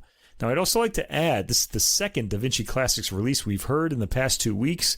And again, I have to mention to the producers of these albums that silent space needs to be left between works so that we get a little sense to kind of, compose Right. ourselves before the next work begins. There's no space, and the next track just starts. Please, Da Vinci Classics, leave some space between the tracks. Georgios Komandakis' music is easily accessible on a first listen. In all of these works, he keeps a sense of openness, not overcrowding the sound space, so he can focus on what is happening musically. The pedal tone of a middle-aged man is folk-like and kind of magical, I thought. I thought so too. Yeah, there's a sense of motion from the strings and pulsing rhythms that become hypnotic. The piano has a lot to do on its own in the middle, and the saxes are mostly swirling around it later.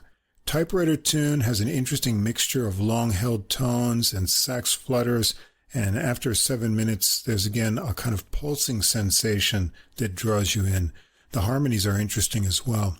In Forget-Me-Not, Soteriadis shades his tone and phrasing to match the varying expressions, also using vibrato in certain sections, and I found it engaging and it held my interest, which sometimes works for a solo wind work don't do, that rather rely on technical virtuosity. That's not the case here. The sound and the melodic lines are really interesting. And it's also interesting that Point of No Return was originally for string quartet. I can pick up on that in the line phrasing. The tonal blend of the saxes is very pleasing. There's some folky scales and modes and constantly changing moods. After 9 minutes, there are more modal sounds with a low bari sax line as a drone that I found intriguing too. The music here has a unique instrumentation and sound concept, and like you said, I'd like to hear more from Komandakis in the future as well. Over to the jazz half of the program, and all 3 recordings that I've chosen tonight have 10 or more tracks, so I'm going to have to cut back on samples compared to my usual sampling procedures here. And at least you don't have 30 tracks on an album like I often do on the Baroque albums. That's Jeez. true. We're going to start out with an album called Grace on the AMM label from guitarist Søren Lie. It came out July 17th. Søren Lie, born in 1966 in Copenhagen, is a Danish jazz guitarist and composer. He started playing guitar at the age of 10, took guitar lessons for about 2 years with a private teacher, and began his professional career at age 15. From 1988 to 1990, Søren Lie went to New York to try it out and also to study music at the New School for Jazz and Social Research. In 1990, he recorded his first album with bassist Ray Brown, the Søren Lie Quartet, and in 1991, Lie performed with Jim Hall in a quartet at the Village Vanguard in New York. We've heard Lie before in episode 138, Giant Genre Steps from October 2023, on a recording called Transformation on Storyville Recordings in a trio with American drummer Brian Melvin and bassist Matt Sondergaard. And in episode 177, Turks and Other Works from August 2024, we talked about Hope on Zach's Music, and that was a quintet recording. Here, the lineup is Søren Lie on guitar, Rick Margitza on tenor saxophone. He's an American jazz tenor saxophonist and composer, best known for his time with Miles Davis, playing on the Amandla recording, and his Blue Note recordings in the late 1980s and early 1990s. He's been based in Paris since 2003, and he's also collaborated with people like Chick Corea, McCoy Tyner, and Maria Schneider. We've got Johnny Oman on the bass. I wonder if he says his name Johnny or Yanni. I'm not sure. He's a Finnish-born Swedish-based bassist. And we've got the great Anders Mogensen on drums, a Danish drummer who's played with Jerry Bergonzi, Carl Winther, and many, many more. The recording gets going with the Lie original composition, Light Waves. This one sounds like it's in 6/8 with light cymbals marking it out from Mogensen. There's a 4-measure intro with some sliding figures from Lie. Margitza has an attractive airy sound on the simple sunny melody riffs. After 8 measures, it modulates for 8 more measures with varied lines and then comes back for a final 4 measures. Let's hear this recording get started.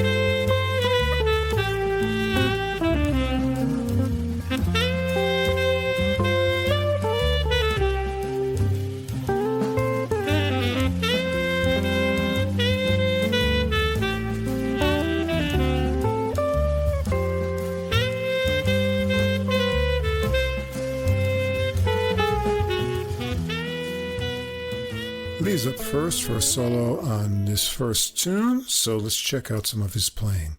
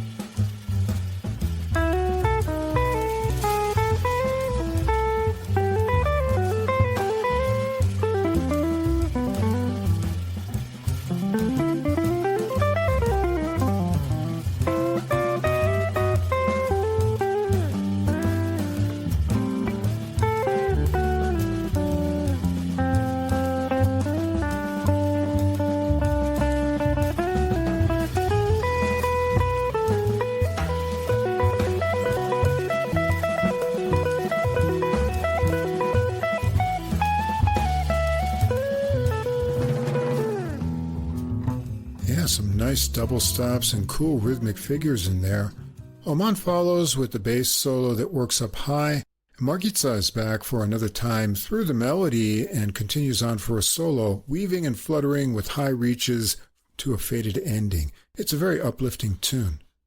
Track 2, another Lee original, Let's Go. Mogensen gets it started with 8 measures of drums. Lee's melody is a boppy rhythm changes tune, and he and Markéta take it together in unison. Markéta continues on for a solo over just bass and drums. Let's check it out.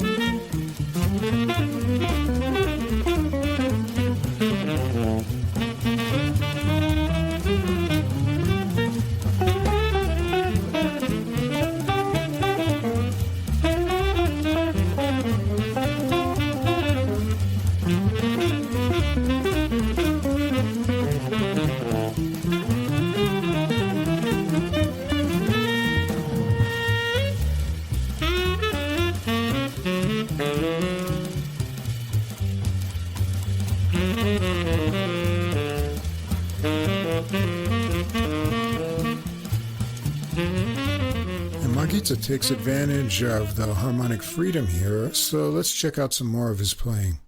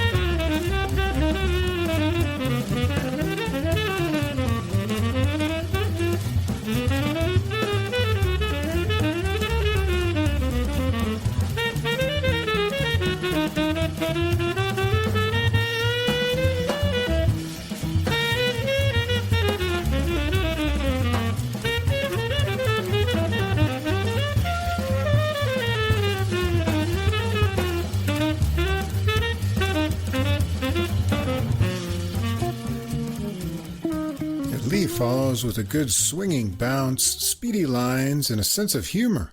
Mogensen gets a drum solo too before a final time through the melody. Track 3, another Lee original, Hearts song. This is a softer tune. It gets started rubato with guitar chords and short lines over bowed bass. Lee then introduces an ostinato figure in a slow tempo. Let's take a sample a little bit after a minute in where Markéta adds a soft sax line on top.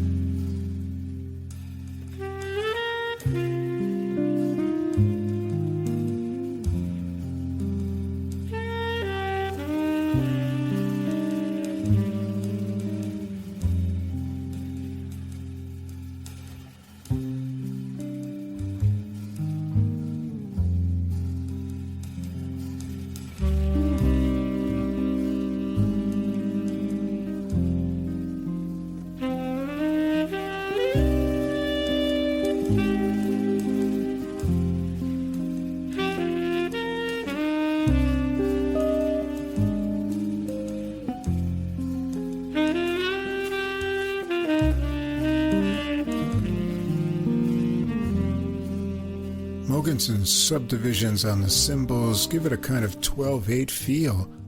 Margitza is back with improvisations after a little rest. It sounds like Lee has 2 guitar tracks in his guitar solo, which has some neat atmospheric sounds.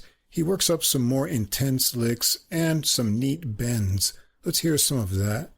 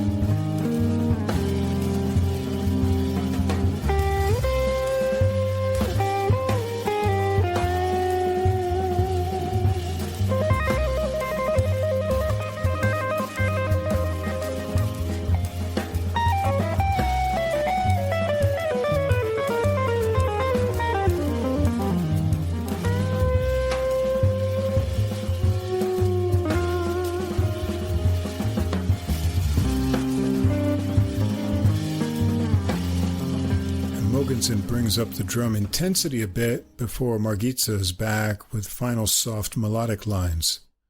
Track 4, another Lee original, Dancing Awa.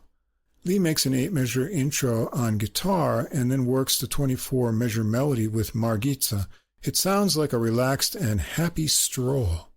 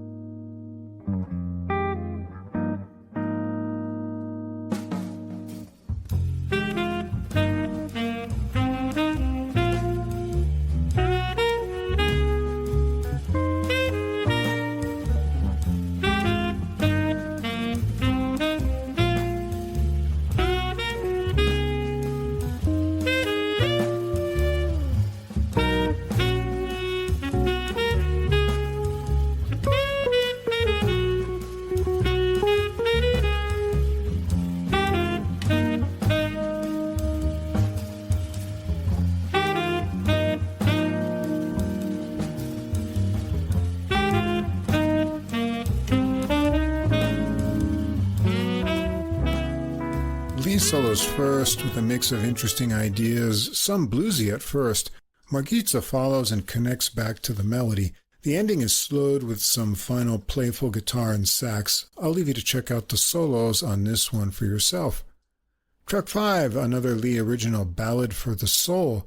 A pretty melody given a lot of space and lightness with Mogensen's barely perceptible brushes. It sounds like 20 measures. Margitza plays it gently with nice interplay from Lee. Let's hear it get started.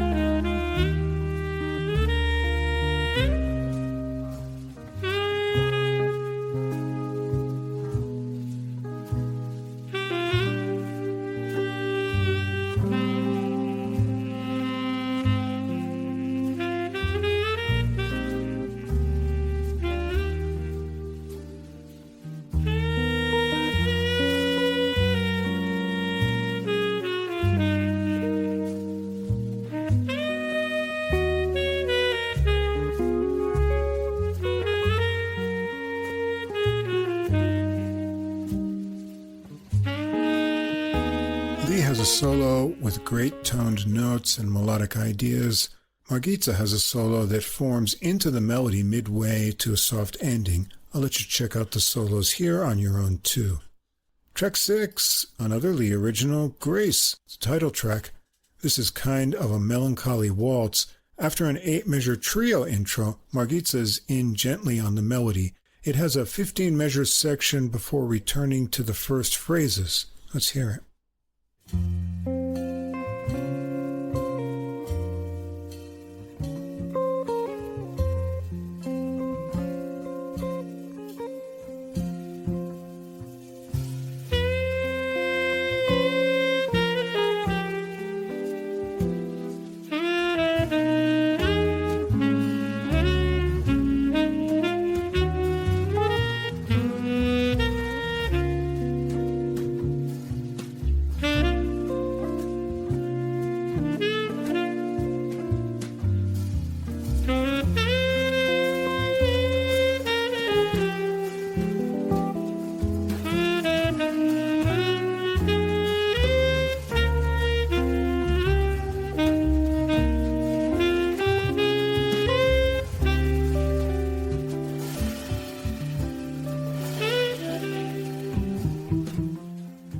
Oman has a bass solo first, so let's keep on listening to him into Margitza's solo.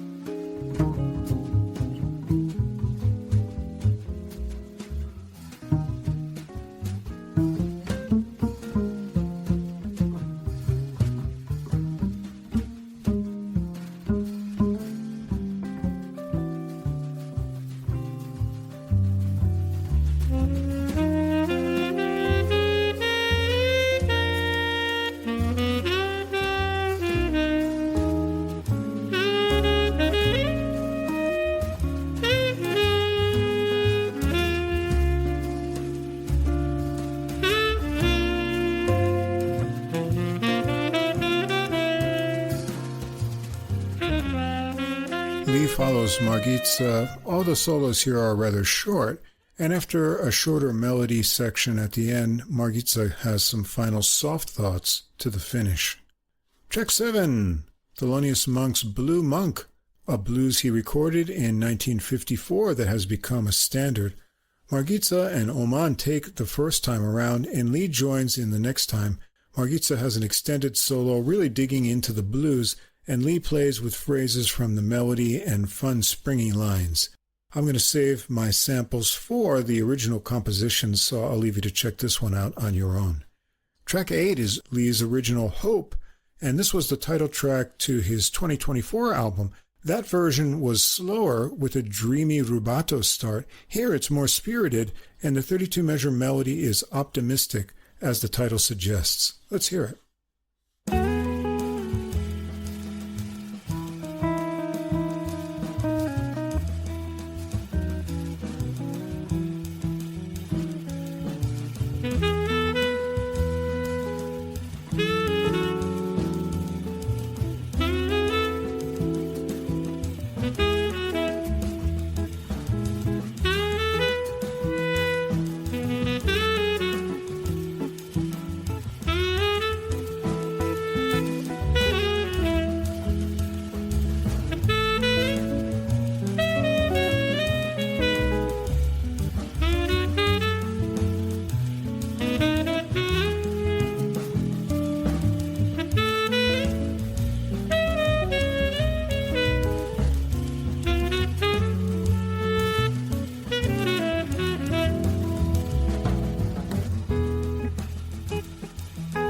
After a little interlude, Margitza's solo keeps the sunny mood.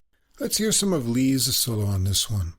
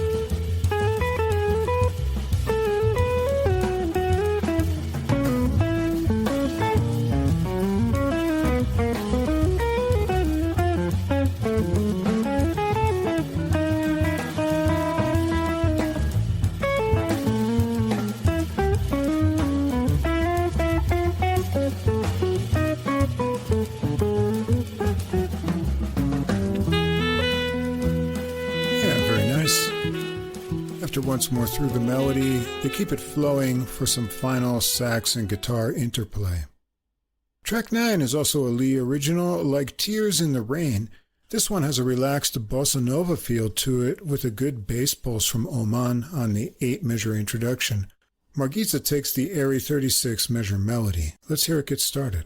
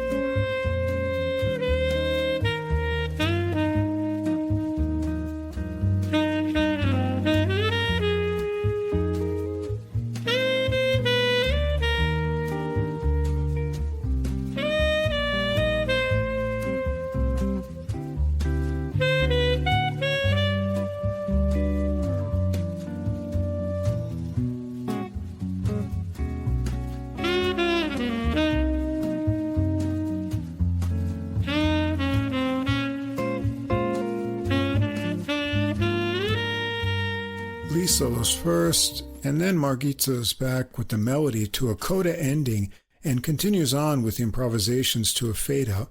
Let's hear some of his playing at the end of this one.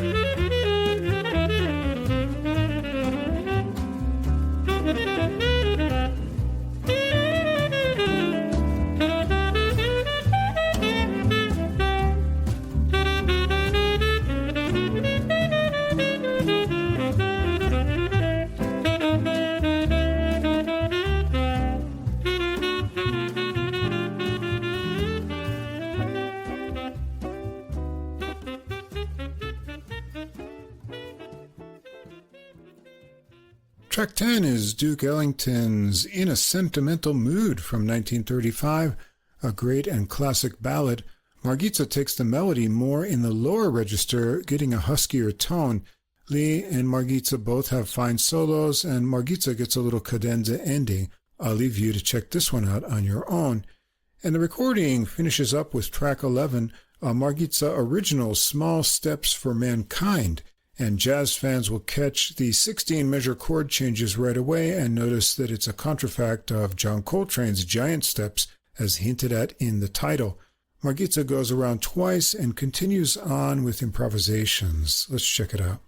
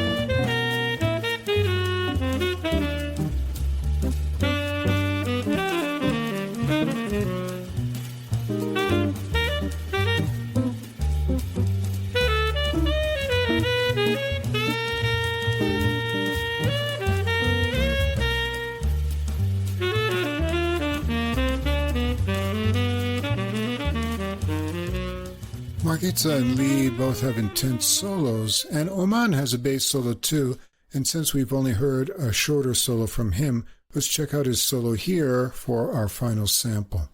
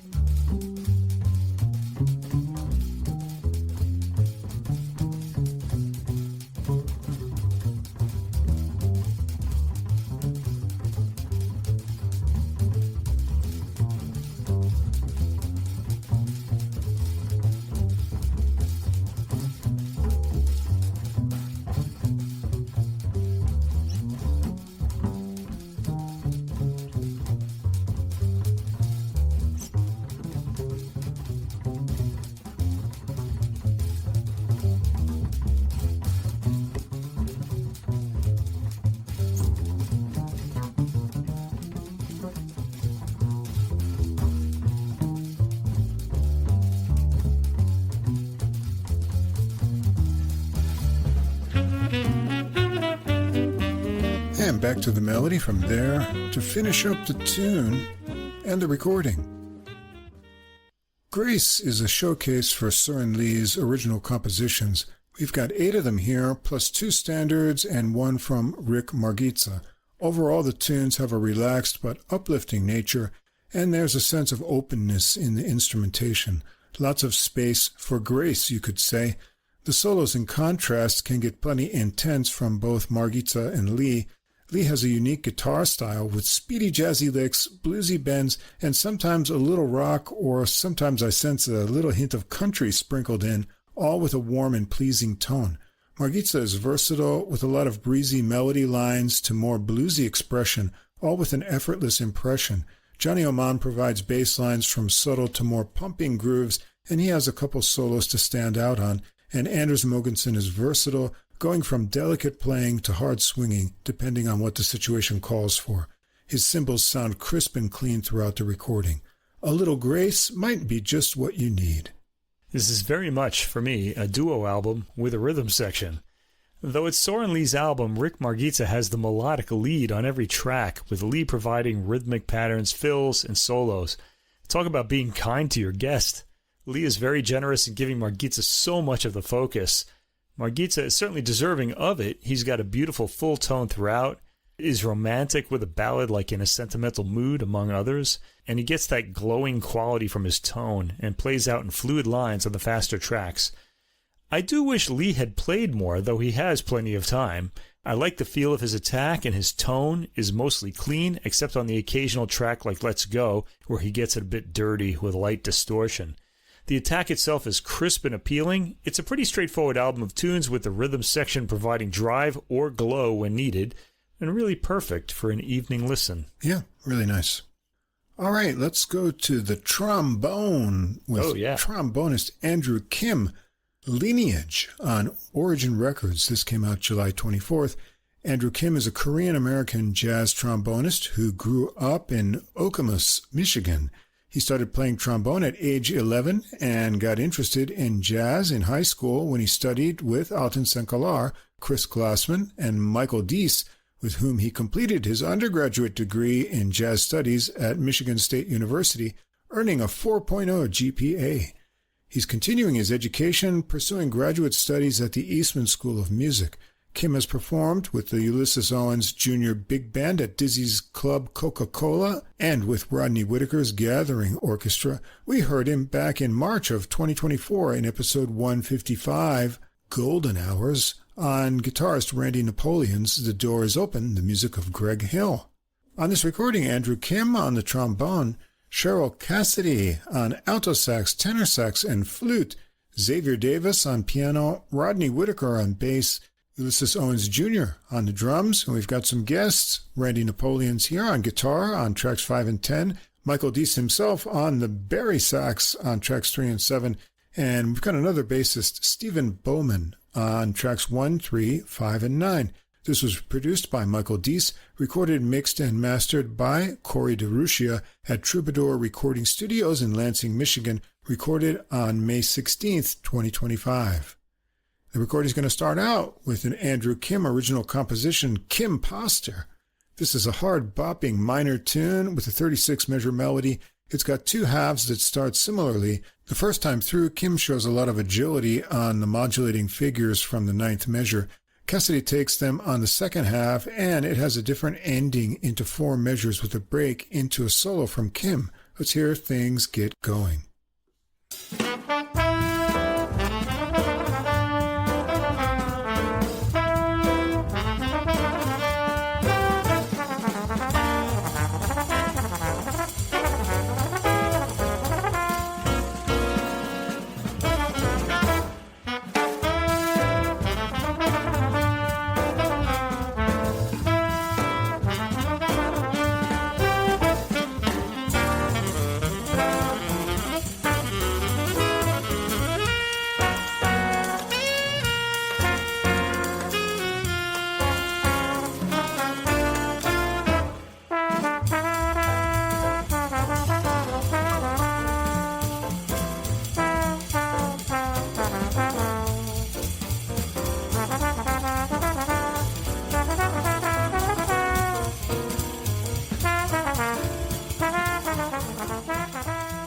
I hate to stop now, so let's just keep on listening and check out the rest of Kim's solo.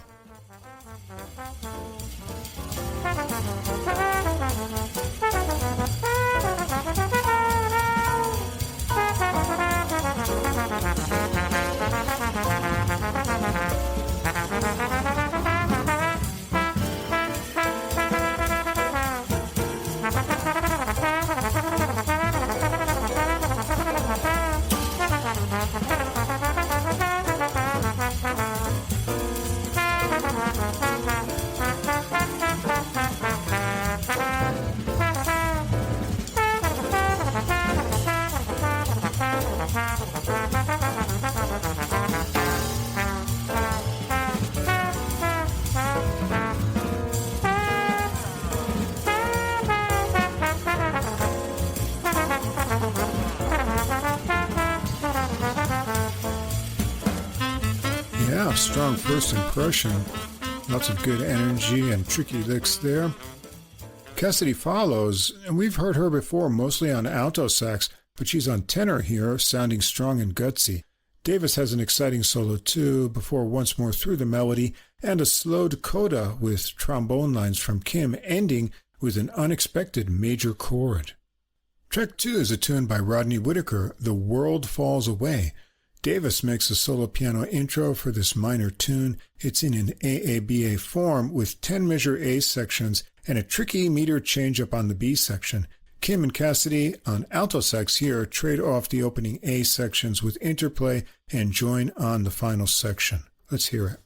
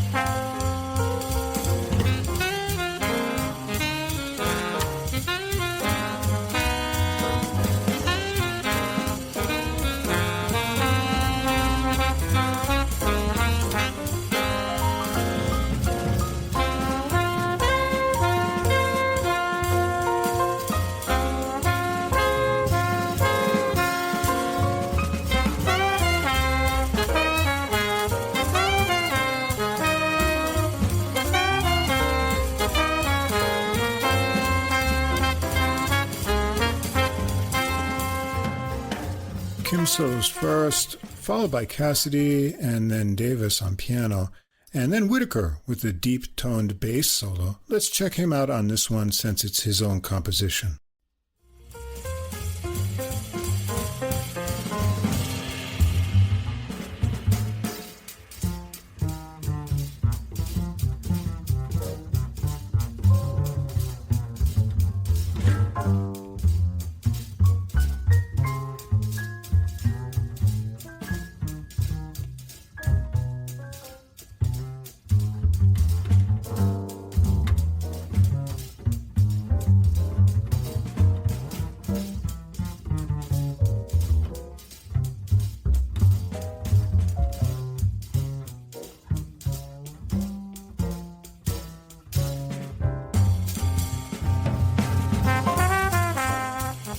And back to the melody from there with a little bit of a stretched ending.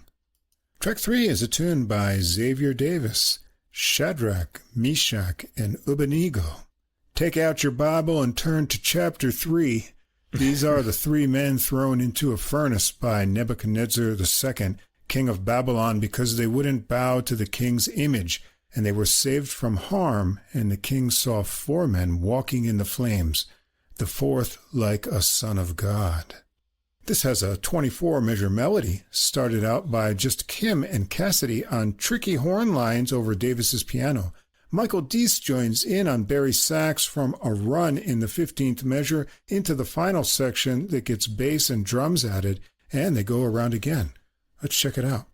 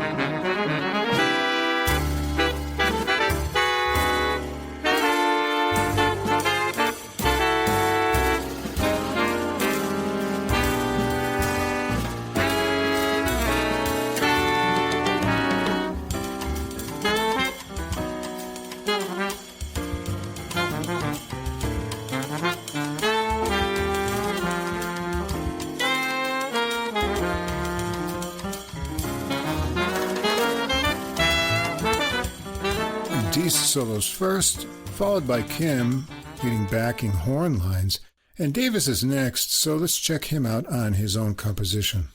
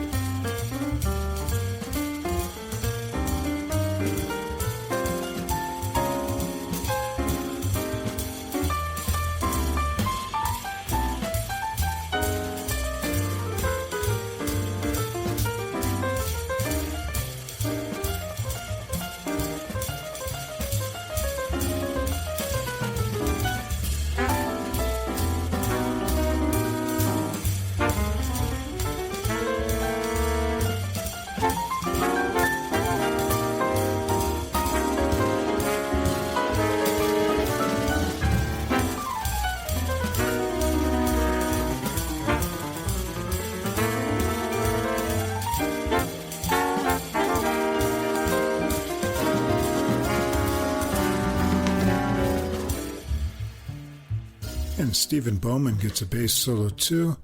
They take it around the melody once more to a coda ending that has a cute horn fanfare-like finish. Track 4 is trombonist J.J. Johnson's Cube Steak from his 1956 recording J is for Jazz. This is a fun 12-bar blues that has a different melody for the final chorus the third time after the first time repeats. Owens gets it started on the drums, and they give it kind of a calypso feel. Kim solos first, digging in with fun bluesy licks, and the final melody chorus comes back as a transition to Cassidy's solo on alto sax and also to Davis's solo. It's all good fun, but I'll leave you to check this one out on your own. Track 5 is a Kim original Nostos. I think that's a Greek word for, like in Greek literature, the epic hero returning home, often by sea. It's a good year for that. Yeah. With Odysseus in the news. Right. This is pretty neat here, too. Owens gets it started, joined by a bass and left-hand piano figure in the first 8 measures. That continues for 8 more measures under flowing horn lines. Cassidy on flute here. Randy Napoleon gets in the mix on guitar. There's a main 16-measure horn and guitar melody, and then Napoleon has a final 8 measures over horn lines before continuing on for a solo.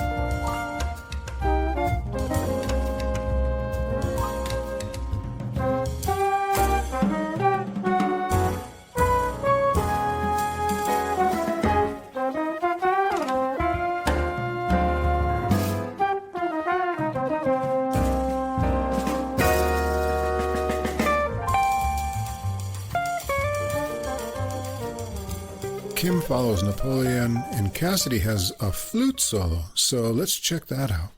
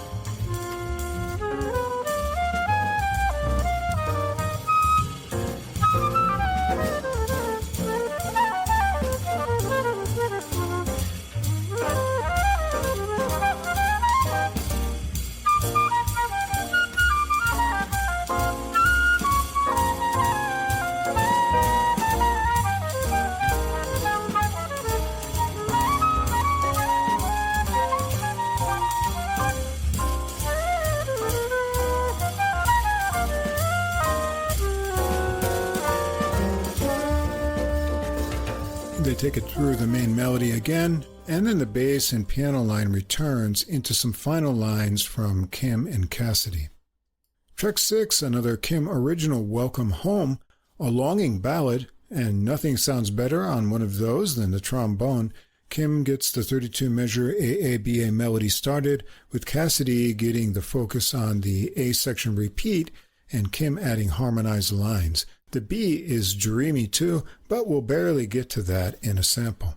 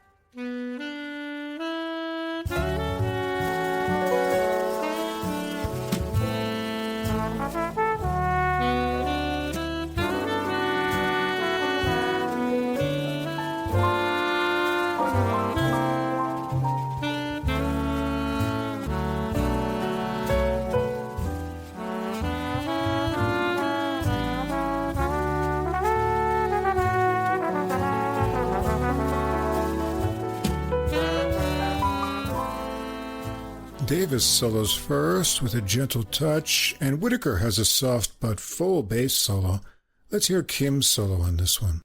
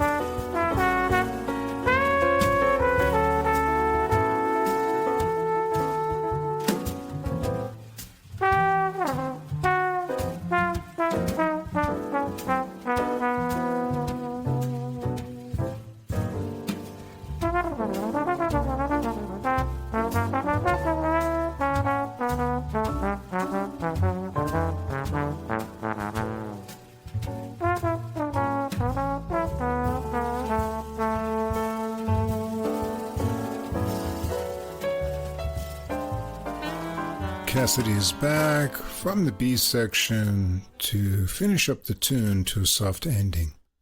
Track 7, another Kim original, Discovered Ease, a boppy number that sounds like it's made over confirmation changes. Michael Deese is back on Barry sax for this one. There's a little stop time and fun interplay between the two of them. Cassidy is sitting out on this one, and Kim continues on for a solo. Let's check it out.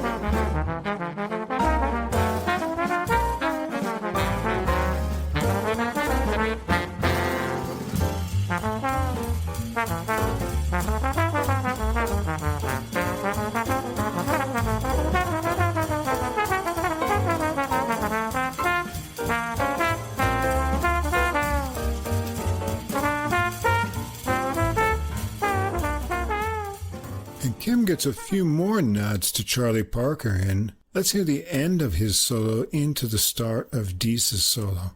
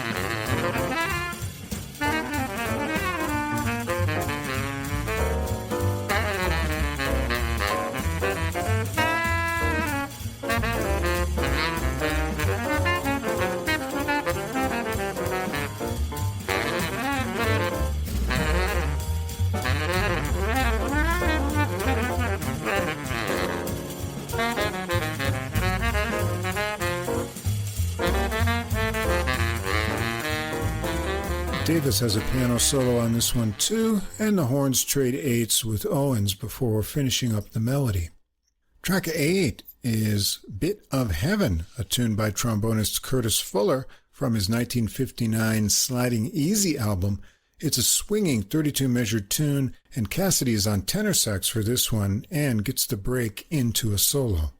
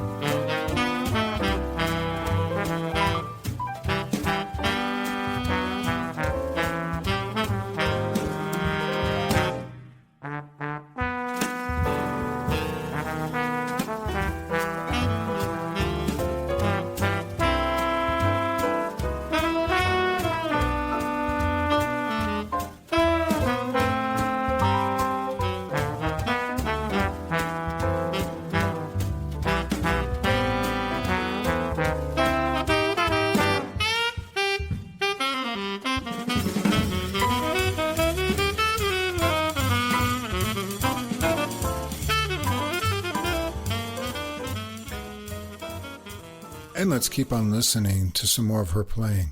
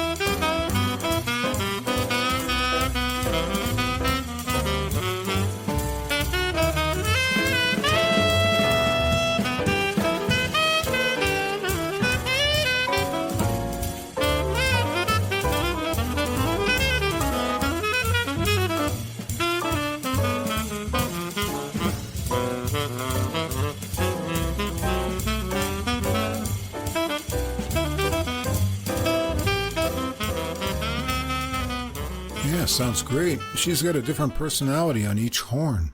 Kim follows, and Davis has a nicely constructed solo, and Whitaker gets a bass solo too, and they wrap it up with the second half of the melody.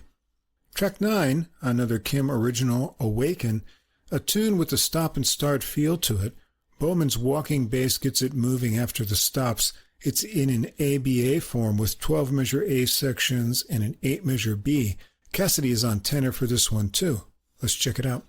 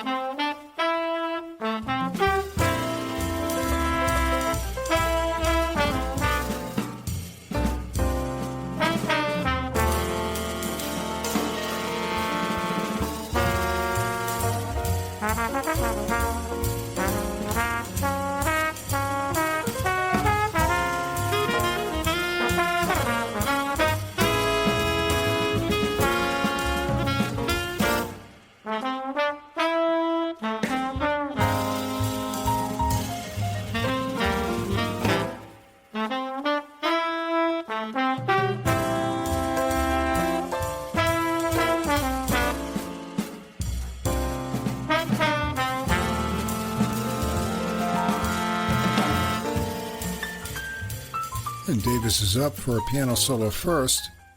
Let's check out Kim's solo on this one.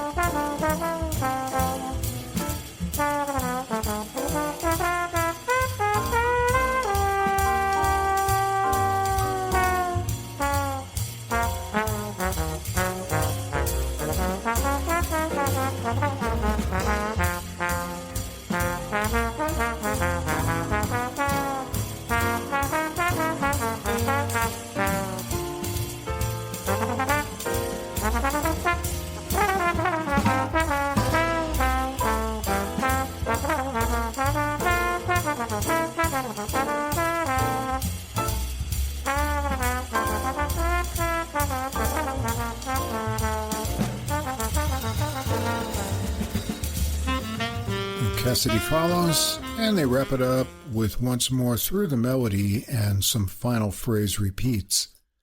Track 10 is Victor Young's Stella by Starlight, a standard from 1945, a drumless trio with Napoleon and Whitaker for this one, a lyrical melody that sounds great on trombone, and Kim continues on for a solo with great phrasing. Napoleon has a tasty guitar solo too, but I'll leave you to check this one out for yourself for the sake of time. And that's the recording. Andrew Kim is a young trombonist with plenty of chops, ideas, and enthusiasm. He's had a great teacher and mentor in Michael Deese. He's also a creative composer with 5 originals here that have a variety of moods and constructions. 1 standard, 2 originals by trombone greats, and 1 tune each from Whitaker and Davis round out the fun post-bop program. Cheryl Cassidy sounds great, showing off her woodwind arsenal of alto and tenor sax as well as flute. Xavier Davis is classy as always with fine piano backing and solos, and Rodney Whitaker has a few excellent solos too, splitting the bass duties with Stephen Bowman. Ulysses Owens Jr. adds a lot of excitement on the drums, and Michael Deese on Barry sax and Randy Napoleon guest on 2 tracks for even more fun. Great sound, too, from Corey DeRucia on this recording, and I'm sure we're going to be hearing a lot more in the future from Andrew Kim. Yeah, the clarity of the sound on this album really startled me when I first heard it. It's just so clean and good. I highly recommend you hear it just for that at first, but there's great playing too. There's amazing clarity in the high end of the drums and all the cymbals. It's just, everything seems like it's very isolated in the mix. It just sounds great. It all comes together, of course, too. The rhythm is very sharply defined too. And the playing doesn't disappoint either. Andrew Kim's trombone playing is big-boned, agile, and friendly sounding. He's got a pretty deep sense of what went in jazz before him, and draws on a lot of it for his different stylings from track to track. He also gets a bit of humor out of the instrument. I mean, how could you not? In the trombone, it's got that slide on it. But he mainly keeps it serious with some occasional sass, too. I really like those sassy lines where they just play out. Cheryl Cassidy was a standout for her versatility with instruments as well as her soloing. She's mainly on a sax and shows agility there, but I also liked her flute solo on Nostos, which gets away from the bird-like chirping we often hear, though she's also high up in the flute's range. Xavier Davis, Rodney Whitaker, Ulysses Owens Jr. fill out the band, and they're all all-stars, as are the guests. And as you'd guess, there's some appealing soloing on every track of the record. Most of it swings. It's so well recorded and well played that you can't go wrong. It's great to hear all of these familiar players together. Yeah, another great one on the Origin label. And our final recording, Legacy, from saxophonist Elias Haslanger on Bandstand Presents. This came out July 24th. Elias Haslanger is a native Texan. He studied saxophone at the University of Texas and then at the Manhattan School of Music, and received a master's degree in composition at Texas State University. While living in New York, he was contacted by Maynard Ferguson to become the featured soloist touring with Ferguson's Big Bop Nouveau Band, and he's performed and recorded with popular artists too, such as Christopher Cross, Asleep at the Wheel, Sheryl Crow, The Four Tops, and The Temptations. Since returning to his hometown of Austin, Texas in 2004, he's recorded quite a few albums, and this new one is his 9th as a leader. We discussed Haslanger's previous recording, Elias Haslanger Meets Mike Sailors, in episode 179, Fandango Fantasy, in September of 2024. Thanks to Don and John at DL Media for sending me the complete credits for the recording this time. The lineup is almost identical to the last recording.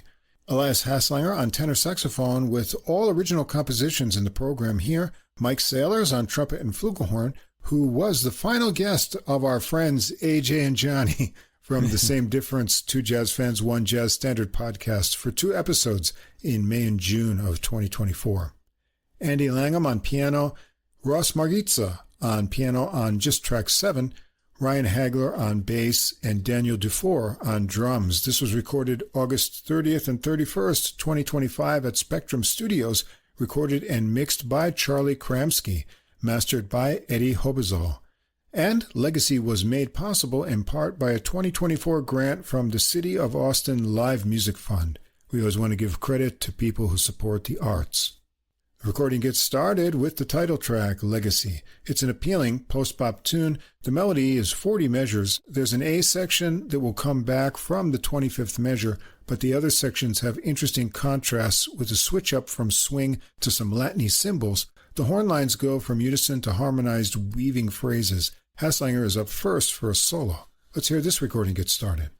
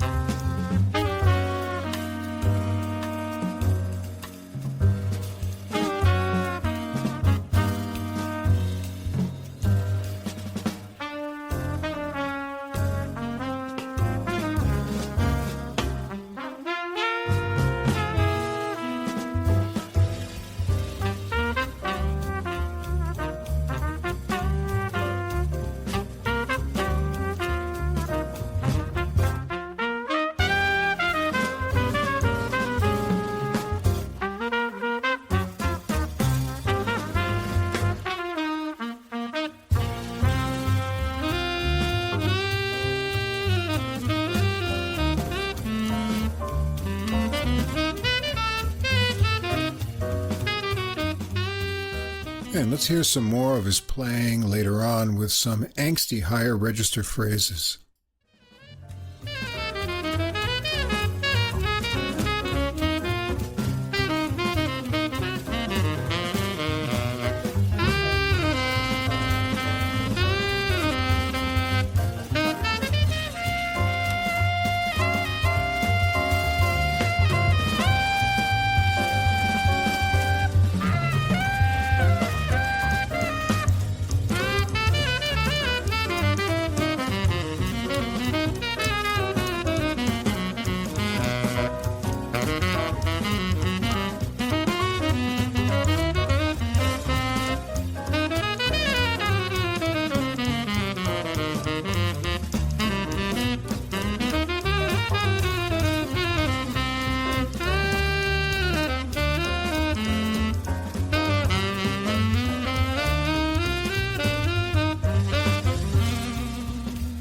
Yeah, and you can hear some of that tenor legacy from Coltrane and Wayne Shorter influences in his ideas. Sailors follows with a solo that builds nicely with an arc to it, using space to build anticipation and some clipped articulation a la Freddie Hubbard.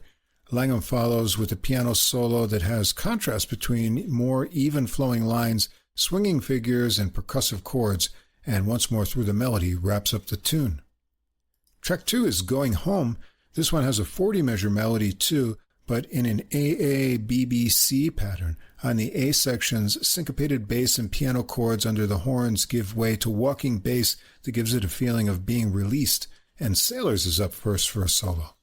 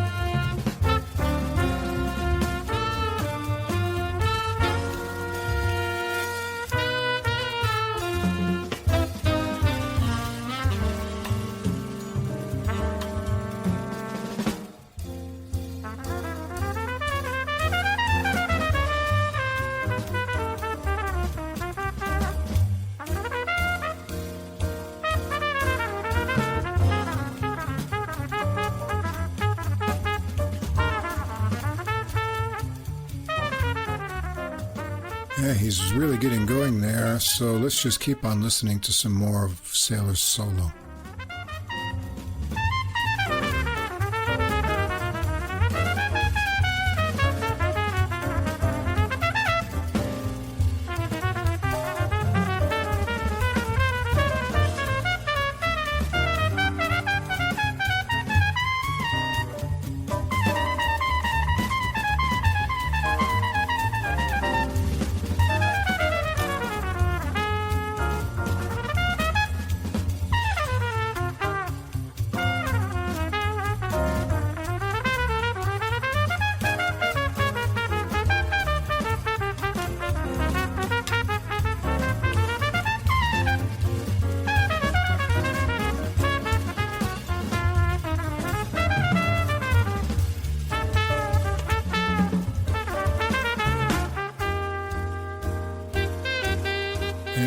Really building tension nicely, working up higher and higher with chromatic ideas in that one.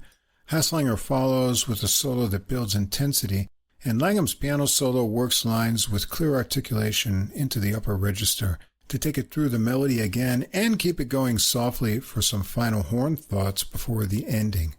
Track 3 is Faith in Family. Langham starts this with a rubato solo piano opening.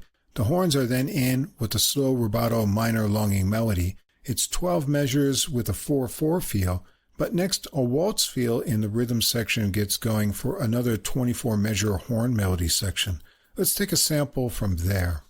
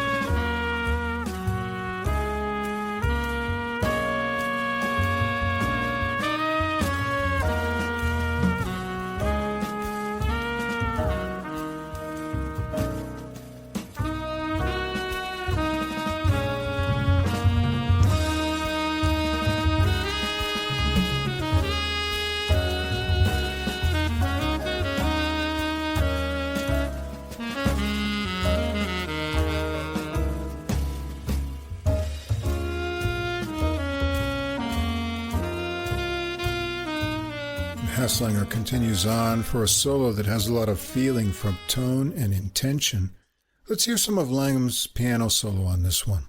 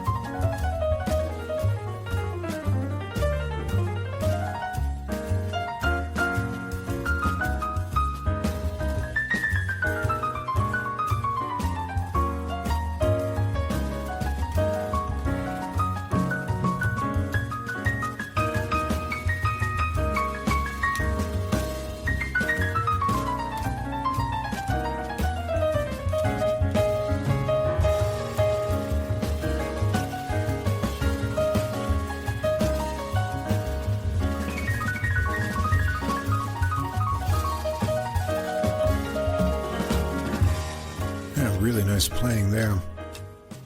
We hear the 3/4 horn melody again, and the rhythm section keeps it vamping for Dufour to work around the drum kit, with the horns joining back in for some final phrases. Track 4 is Conferring with the Flowers. This one has a repeating 24-measure melody with an open and uplifting mood. Let's check out the tune.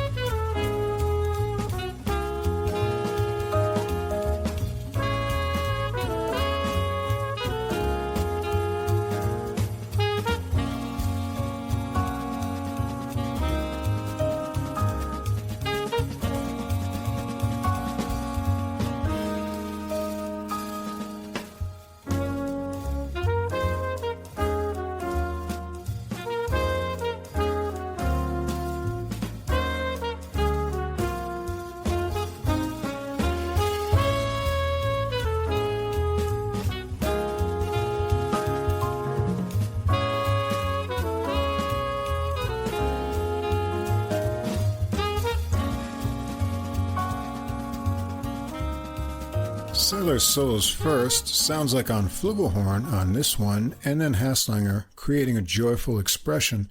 Langham has a piano solo too. I'll leave you to check out the solos on this one on your own for the sake of time. Track 5 is Reflection. This one is soft and hypnotic with alternating piano chords that get started on the 8-measure intro. The melody horn lines are quiet and have some shifts as the harmony changes. Langham is up first for a piano solo, working up soft lines in waves. Haslanger has a long solo to develop his ideas. I'll leave you to check this one out on your own too. Track 6 is Gentle Giant. Gentle it is, and Hagler has the focus on the 8-measure intro with spare melodic bass lines. The horn melody is 22 measures and takes a while to unfold at this tempo. Let's hear things get started.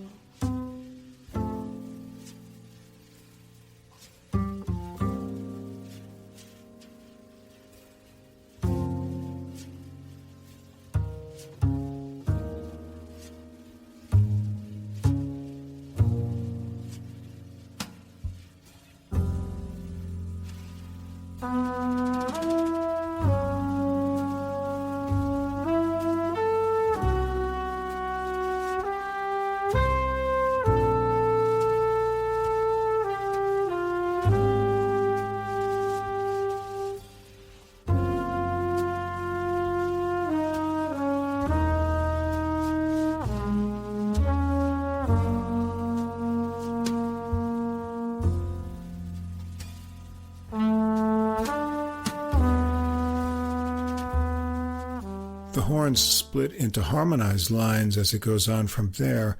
Haslanger is up first for a solo, followed by Langham, both with subtle expression, and Hagler gets a bass solo on this one, so let's check out some of his playing here.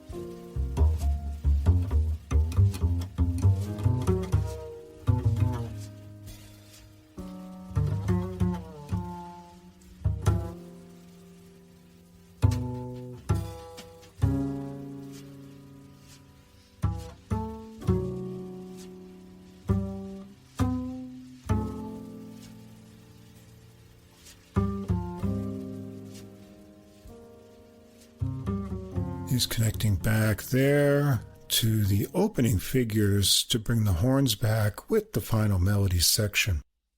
Track 7, Trouble Down South. The drums have a busy 2-beat lead into this one. The 24-measure ABA minor melody has seductive bluesy horn lines. Let's check it out.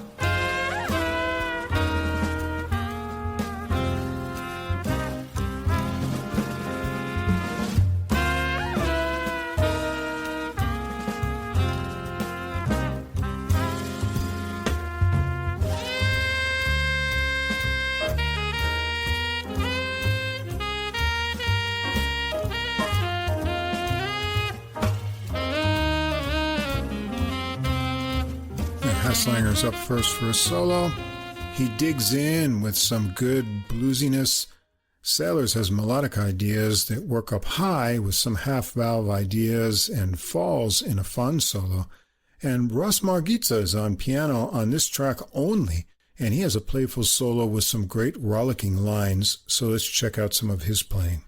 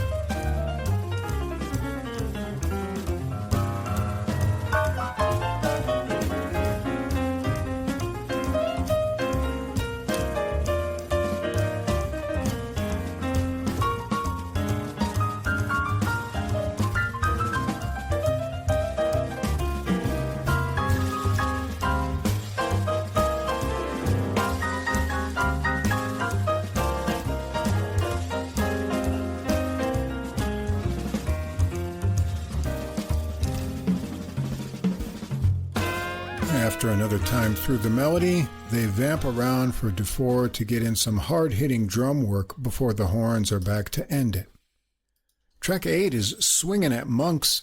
A fun swinging melody it is. It's 42 measures with a switch up from the swing at bar 27, and the final section is the same as the first 8 measures with the pickup line that started it, and Sailors is up first for a solo.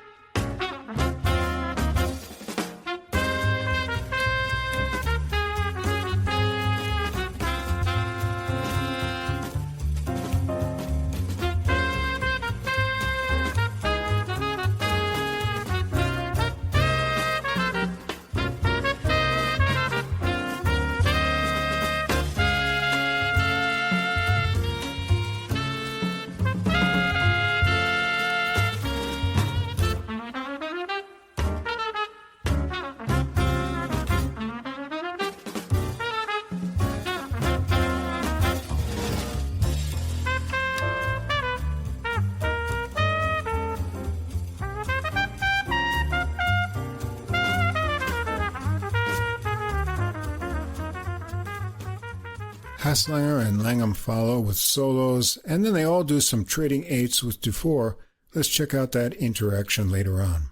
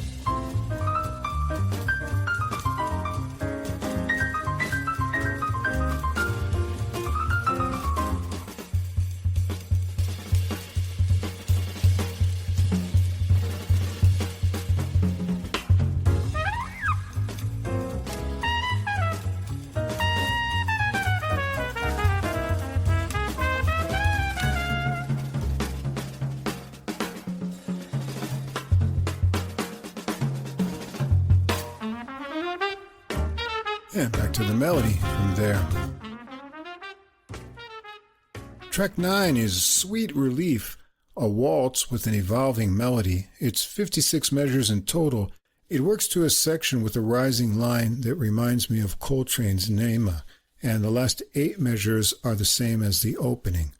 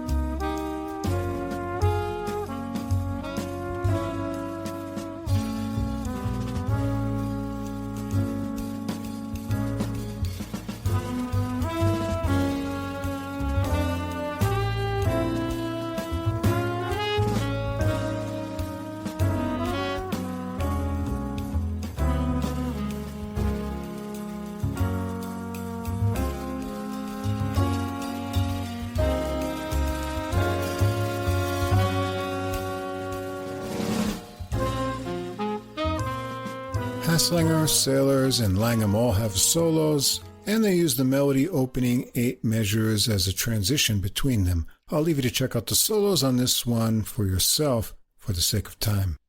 And the recording finishes with track 10, A View of the City. Dufour gets this started with a clicky drum beat. There's a long intro with syncopated bass and left-hand piano lines with chiming fills in between from Langham. Let's take a sample from When the Horns Join In with a 36-measure melody over a cool groove a little ways in.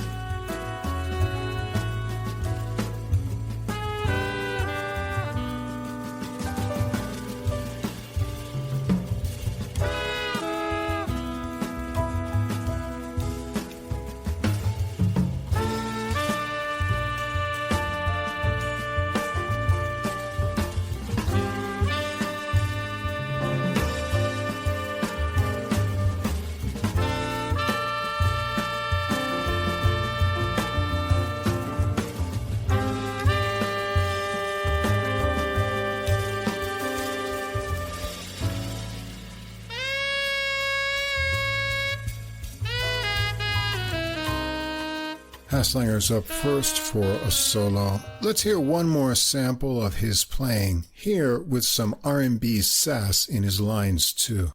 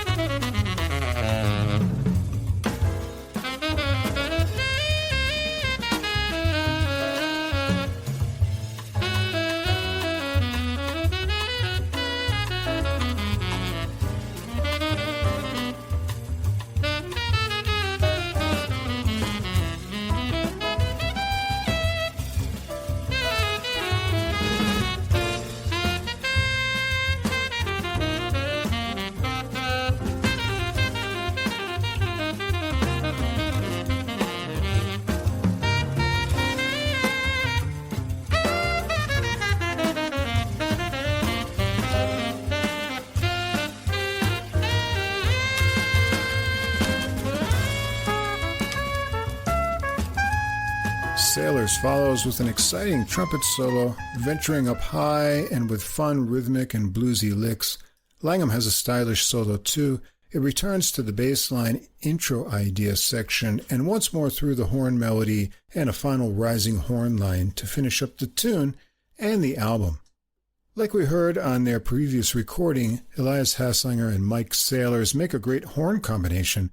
Hasslinger plays with a lot of passion, and you can hear the legacy of Coltrane and Wayne Shorter and others in his style, but also he has his own established identity. His tenor sax sounds full-toned, and calls on ideas from bop to bluesy inflections throughout. Mike Saylors has great trumpet chops and a mature sense of constructing melodic solos that always build to satisfying climaxes. Andy Langham gets a lot of the solo spotlight on piano, and his improvisations are always creative. Ross Margitza makes a fine showing on one tune on piano too. Ryan Hagler on bass and Daniel Dufour on drums round out the rhythm section and sound tight and tough on a variety of swinging and straight grooves with subtlety on the softer numbers, both getting some solo spots. The program of all originals by Haslanger is fresh and enjoyable, firmly in the post-bop tradition, but with a lot of variety of expression, bringing in moods and experiences from his own life and long-playing career. There's plenty of music on this album, and it's all neatly arranged with swinging grooves. It comes across with a more groomed quality to it than the Andrew Kim album we heard previously, although that's really great too. There's not a hair out of place on this album, but that doesn't mean it's careful. There's ample energy to the rhythm throughout, and the slower tracks communicate a sense of laid-back grooviness. The solos are suitably exploratory and yet remain tasteful. Even when trumpeter Mike Saylors goes up to uncork high notes, the sound is completely under control. It's playing that achieves a balance between control and spontaneity. These qualities are all present in Elias Haslanger's playing, and I'd say he sets the mood. Just put this on and gently groove along to its urbane, rhythmic solos. Yeah, great playing throughout. All right, and there you have it. Episode 269 wrapped up in the books. As always, we want to say thanks to Fast Signs of Staten Island for our glowing neon logo, and we've got a program lined up for episode 270 already with something that we don't usually do in the classical category. You want to tell us about it, Mike? Yeah, well, the bad news is that there really aren't that many new releases out now because it's August, and I guess they're gearing up for the autumn releases, which we'll be hearing in September. But the good news is that this particular batch of recordings chose themselves, really, because they were standouts among the new releases. Now, the first one is the Baroque. We're going to go the same pattern. Baroque first, the Leipzig Collegium Musicum, Volume 1, Music Before Bach, which is a really interesting concept. This is by the Neues Bachisches Collegium Musicum, conducted by Reinhard Goebel, and this is on the Pentatone label. Now, what Russ is talking about is our middle romantic, or really more modernist recording. It's an opera. It's Umberto Giordano's first opera called Marina. I've never heard it before. It features soloist Eleonora Burato and Freddie De Tomaso, who I happen to really like, so I was curious about this. It's very short, too, so we're able to do it, even though it'll be complicated. This is on the Decca label. And our contemporary recording is Brass for Uncommon Times by an ensemble called Brass for Uncommon Times, with a few solos on it, too, released on the Naxos label. On the jazz side, I'm going to do something a little bit different. There are some recordings coming out later in the month that I'm waiting for, but this week had me going into little different corners here. We're going to start out with some flute with Japanese flutist Haruna Fukuzawa. She's active in New York. This is called Plays at the Wrong Time. It's on Orange Paw Records. Then we're going to check out an American trumpeter who is active in Europe, Ryan Carnio, and his recording Some of the Many Colors. That's a self-release. And a Greek jazz recording. We haven't heard any Greek jazz in a while.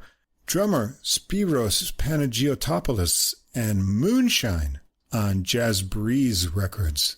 And so those recordings all came out between July 27th and July 31st.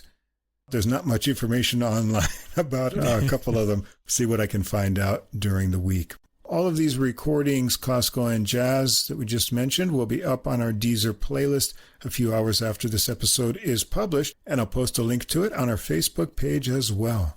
Any final thoughts for this one, Mike? Yeah, Gunnar Letzbor doubled down by calling Benedict Anton Aufschneider the Catholic Bach. So you know what? We're going to double down too. And I'm going to say that adult music is the podcasting Tony Bennett and Bill Evans. So there you go. All right. Who's going to argue with that? I don't know. They'll have to wait and listen to the end of the episode, and then we know they'll already be fans. So right. There we go.